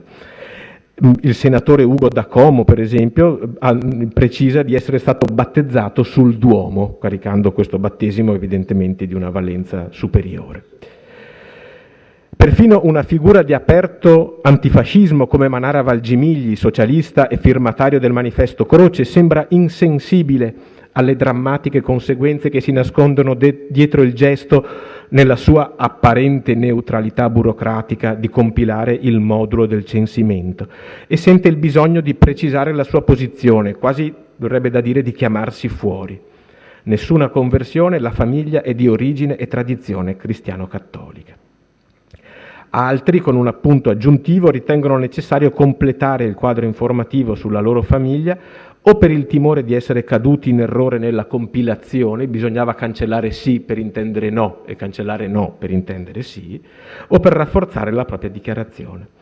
Vincenzo Manzini, anche lui dimissionario come Marchesi, ma al contrario di questi scrupoloso nel restituire la scheda compilata e la cui moglie Maria Nadig peraltro risulterà ebrea, accompagna l'invio della scheda con una lettera in cui precisa: io non sono ebreo, non appartengo a comunità israelitica, mia moglie è sempre stata cattolica, nessuno dei miei antenati è mai stato ebreo.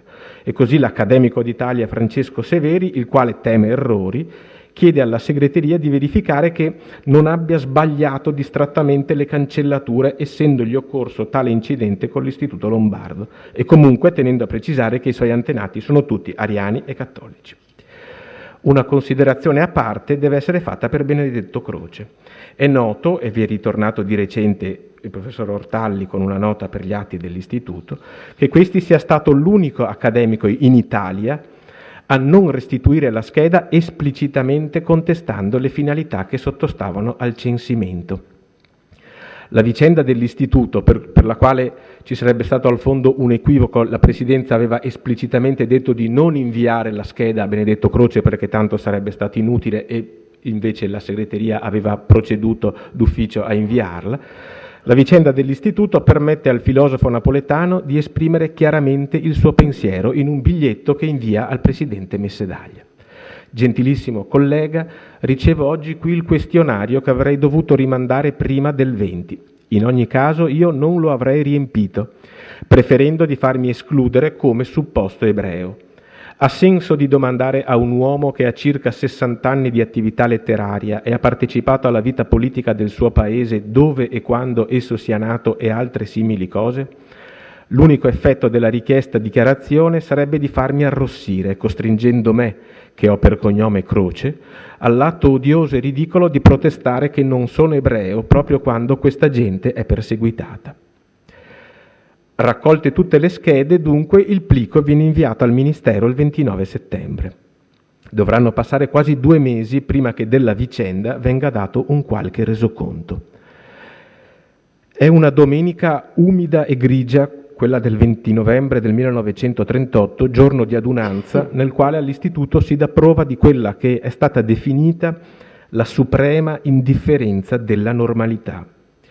Dopo aver ascoltato Erminio Troilo spiegare come la dottrina delle categorie sia considerata fra le più tecniche e scolastiche della filosofia da Aristotele in poi, e Bruno Brunelli Bonetti illustrare come dalle lettere scambiate fra Antonio Vallisneri e Gian Girolamo Zannichelli si possa ricavare il profilo di questo farmacista e naturalista di così sicura dottrina, finalmente, ai membri effettivi riuniti in seduta privata, il Presidente riassume quanto avvenuto nei mesi precedenti. Il racconto degli avvenimenti non nasconde incertezze e diversità di posizione, ma il linguaggio del verbale della seduta, facendo proprie le categorie della propaganda di regime, sembra mantenere ai margini l'aspetto drammatico della vicenda. E qui cito dal verbale. Il 20 ottobre la Presidenza, nel dubbio che alcuni articoli della legge riguardanti le discriminazioni per meriti civili e militari consentissero a taluni colleghi non ariani di fare ancora parte dell'istituto, aveva preparata il giorno 22 ottobre 1938 sedicesimo una lettera diretta a tutti i colleghi che avevano dichiarato di non appartenere alla razza ariana. In questa lettera si chiedeva di fornire a questa Presidenza quelle notizie che possano mettere in evidenza le benemerenze vostre militari e civili per poi farle pervenire al Ministero competente, e tra queste evidentemente avrebbero trovato posto anche quelle ricordate da Giovanni Cagnetto di Iona durante la Prima Guerra Mondiale. Se non che, ed ancora il verbale, nel timore di suscitare inutili illusioni, il segretario, il senatore Pietro Orsi, già ricordato primo podestà di Venezia, suggerisce di inviare al direttore generale del Ministero un telegramma con la richiesta di chiarimenti circa le eccezioni per benemerenze fissate dal Gran Consiglio del 6 ottobre. Si trattava tra l'altro anche di decidere se invitare o no alla prima seduta del nuovo anno accademico, e nel dubbio si decide di non invitare i soci che avevano risposto di non appartenere alla razza ariana. Non essendo arrivata risposta fino al giorno 30 ottobre, giorno appunto della prima adunanza del nuovo anno accademico, e ora la citazione del verbale, la Presidenza non credette opportuno di fare comunicazione alcuna in proposito. Giustifico ora così, prosegue Messedaglia, il mio silenzio alla fine dell'adunanza privata di quel giorno. Soltanto il 3 novembre ho ricevuto un telegramma del direttore generale in risposta che dice così: comunicasi che membri ebraici debbono tutti indistintamente cessare appartenere codesto istituto a decorrere dal 16 ottobre. Non resta quindi all'istituto che prendere atto delle disposizioni stesse. L'asciutto resoconto a verbale rischia di lasciare una strana sensazione. Mancano le voci, gli sguardi, i commenti, come una sorta di sala vuota delle adunanze. Ma dalle carte d'archivio però ne emerge una di voce, che restituisce l'eco lontana dell'umore, se non di tutti, almeno di una parte dell'assemblea, con il quale le parole di Messedaglia furono accolte. Nella minuta del verbale, poi non riportata nel registro ufficiale, vi è l'annotazione del commento fatto dal botanico e antifascista Giuseppe Gola, figura di tutto rilievo nel contesto universitario patavino, destinato poi a diventare il primo presidente dell'Italia repubblicana dell'Istituto Veneto, il quale commenta: siamo alla fine. e mi pare che in questo siamo alla fine, si possa leggere una consapevolezza della gravità. In ogni caso, l'esito sarà il seguente. Verrà espulso un socio effettivo, il senatore Enrico Catellani, per il quale sarà necessario uno specifico decreto firmato da Vittorio Emanuele, che verrà privato poi anche di una pensione del quale era titolare come socio effettivo e che non sarà poi mai commemorato neanche negli anni dopo la guerra. Oltre al membro effettivo, 14 sono i soci corrispondenti che vengono dichiarati decaduti e per i quali sarà sufficiente la comunicazione da parte dell'Istituto al Ministero dell'Educazione Nazionale di avvenuta decadenza. In archivio non ho trovato nessuna comunicazione agli interessati del loro status di ex soci. Qui si possono scorrere i nomi: Roberto Almagià, Guido Castelnuovo, Arturo Castiglioni, Giulio Diena. Ho segnato in asterisco coloro che moriranno durante gli anni della guerra e quindi poi non saranno reintegrati: Marco Fanno, Iona, Mario Giacomo Levi, Tullio Levi Civita, il senatore Achille Loria, Salomone Morpurgo, che ha una vicenda strana, per cui lui, per quella dichiarazione fatta di non essere in grado di stabilire se la sua appartenenza alla razza ebraica, usiamo questo termine, anche nell'elenco mandato dall'Istituto al Ministero dell'Educazione Nazionale non comparirà più, per cui lui svanisce da qualsiasi elenco. 4 soci risulteranno avere il coniuge di razza ebraica: Augusto Lizier e Vincenzo Manzini, appunto già ricordati, i quali poi dichiarano anche che la loro madre è ebrea, Andrea Moschetti e soprattutto Emilio Bodrero, già sottosegretario del Ministero per la Pubblica Istruzione e figura indiscutibilmente attigua al regime. Ma il censimento era solo il primo passo di un progetto di purificazione del paese attraverso l'esame del problema razzista, che, come abbiamo visto, doveva continuare ad essere approfondito nella severità degli studi. All'Istituto Veneto è stato così. I segnali che vanno in questa direzione mi sembra che siano tutto sommato piuttosto scarsi e non privi di elementi contraddittori. Nel marzo del 1939 Aldo Checchini, ordinario di storia del diritto romano a Padova e poi presidente dal 52 al 63 dell'istituto, nel presentare una recente pubblicazione intitolata La ricchezza privata nella provincia di Padova, che fa parte di una collana promossa dalla Facoltà di Scienze Politiche dell'Università di Padova, sceglie di riportare alla lettera un passaggio della prefazione del professor Gaetano Pietra, una prefazione che è lunga 25 pagine, ma Checchini sceglie un passaggio che non lascia margini di ambiguità circa quello che è stato definito l'inquinamento delle coscienze di una parte del mondo accademico. E cito questo passaggio: «La disuguaglianza nella distribuzione dei patrimoni è pertanto per la provincia di Padova assai forte, ma certamente la nuova situazione nella quale verrà a trovarsi la ricchezza immobiliare in seguito ai provvedimenti razziali del governo fascista, si presume che oltre il 40% dei terreni e fabbricati sia in mano degli ebrei, potrà far assumere all'assetto economico delle classi lavoratrici la forma più rispondente anche alla loro necessaria elevazione sociale». Un altro elemento invece viene ancora dall'esame delle nomine dei nuovi soci. Negli anni immediatamente seguenti al 1938 troveranno posto nell'Accademia Veneziana alcuni tra i più pronti ad allinearsi fino entusiasticamente al nuovo corso instaurato dalla legislazione razziale. Tra questi il già ricordato Gaetano Pietra, che viene eletto proprio pochi mesi dopo, nel 1939, ordinario di statistica e incaricato anche di demografia generale e demografia comparata delle razze, e Raffaello Battaglia, che verrà eletto nel 1941 direttore dell'Istituto di Antropologia e in seguito incaricato anche di biologia delle razze umane, sempre all'Università di Padova, 2 tra i più zelanti in materia di razzismo fra i docenti dell'Università Patavina, ai quali tra l'altro era stato affidato nel gennaio del 1939 l'allestimento della mostra razziale nel Salone della Gran Guardia promossa dall'Università di Padova e dall'Istituto Italiano di Cultura.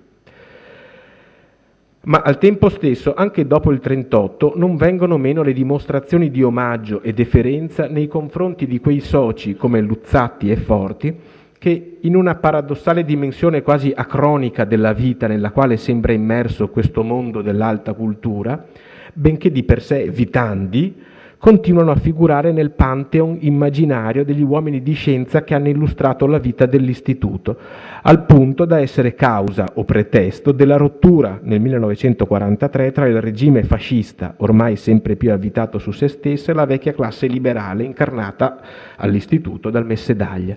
Radiato il 14 maggio del 1943 dal partito fascista perché, e cito le ragioni della disposizione, presidente di un importante istituto di cultura, manifestava pubblicamente sentimenti di pernicioso filosemitismo.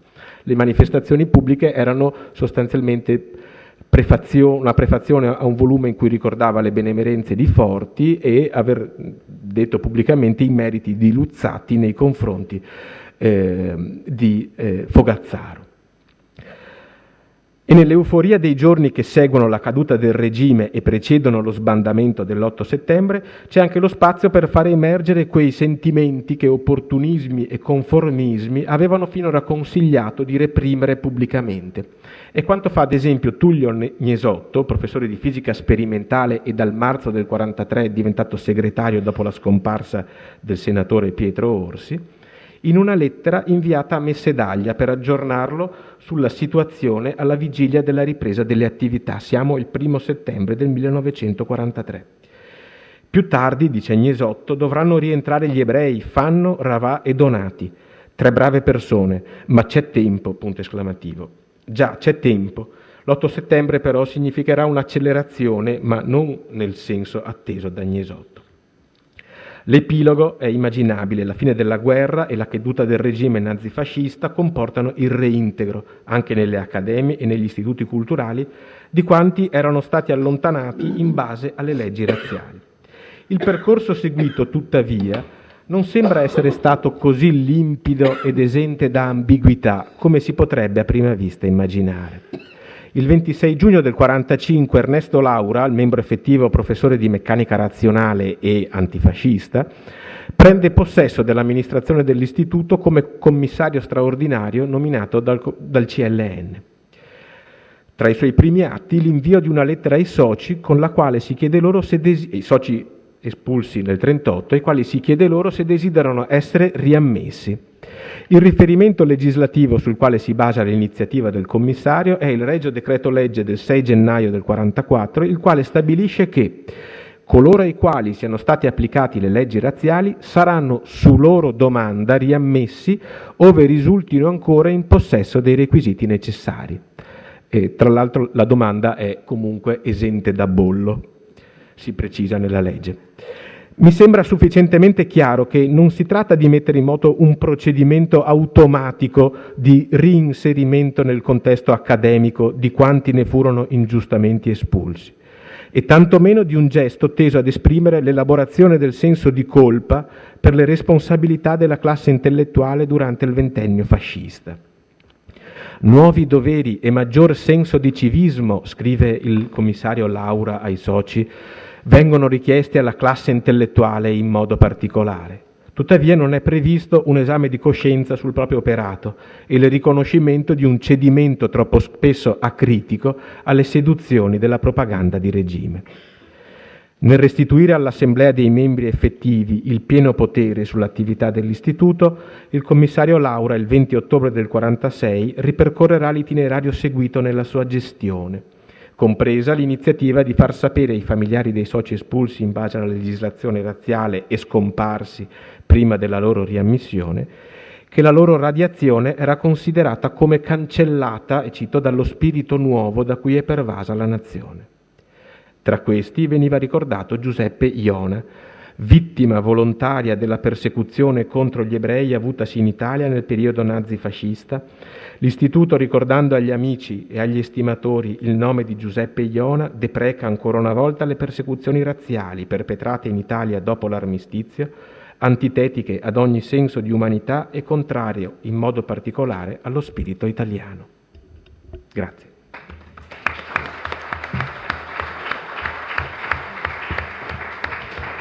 Grazie.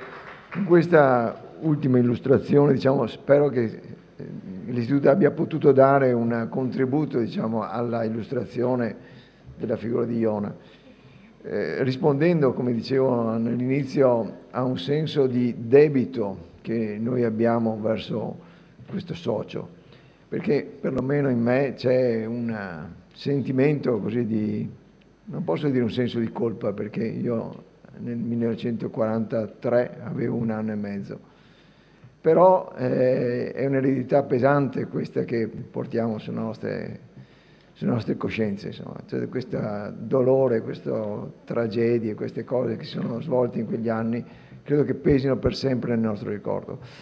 Io avrei molto piacere se il Presidente della comunità ebraica, Corrado Calimani, che mi pare sia presente, volesse dare un saluto, ci farebbe veramente molto piacere, se non è un disturbo per lei.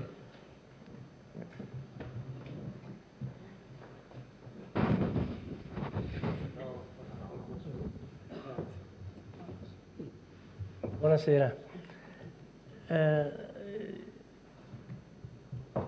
Io non mi ero preparato un discorso e voglio semplicemente ringraziare l'Istituto Veneto, l'Ateneo Veneto, per aver promosso questo incontro e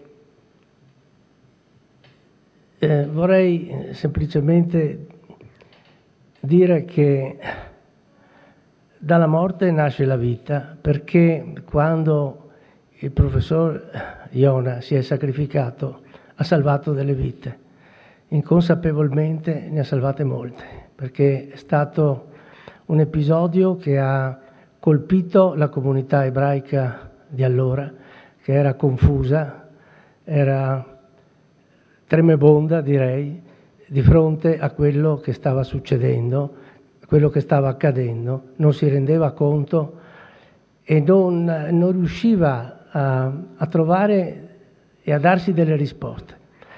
La morte del professor Iona ha risvegliato, diciamo,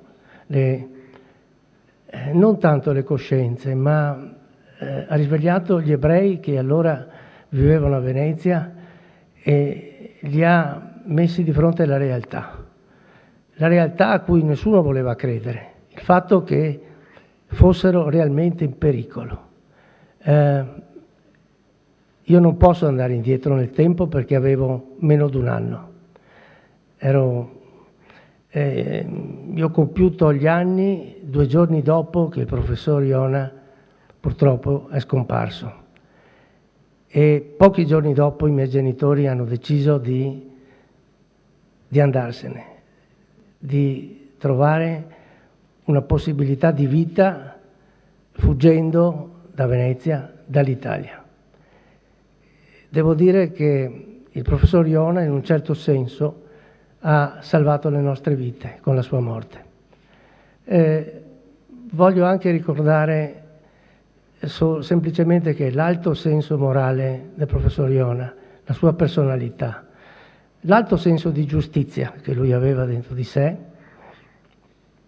è stato poi trasmesso a tutti i presidenti che si sono susseguiti alla presidenza della comunità ebraica di Venezia, di cui io oggi sono l'ultimo in ordine di tempo. Ma io ho sempre avuto presente il sacrificio del professor Iona. È stato io non l'ho mai considerato un suicidio, l'ho solo considerato sempre un atto disperato, un atto di negazione totale di fronte al sopruso, di fronte alla disumanità di quello che stava avvenendo. Per cui io vi ringrazio per essere intervenuti, ringrazio nuovamente l'Ateneo Veneto e l'Istituto Veneto di Cultura e Scienze. Grazie.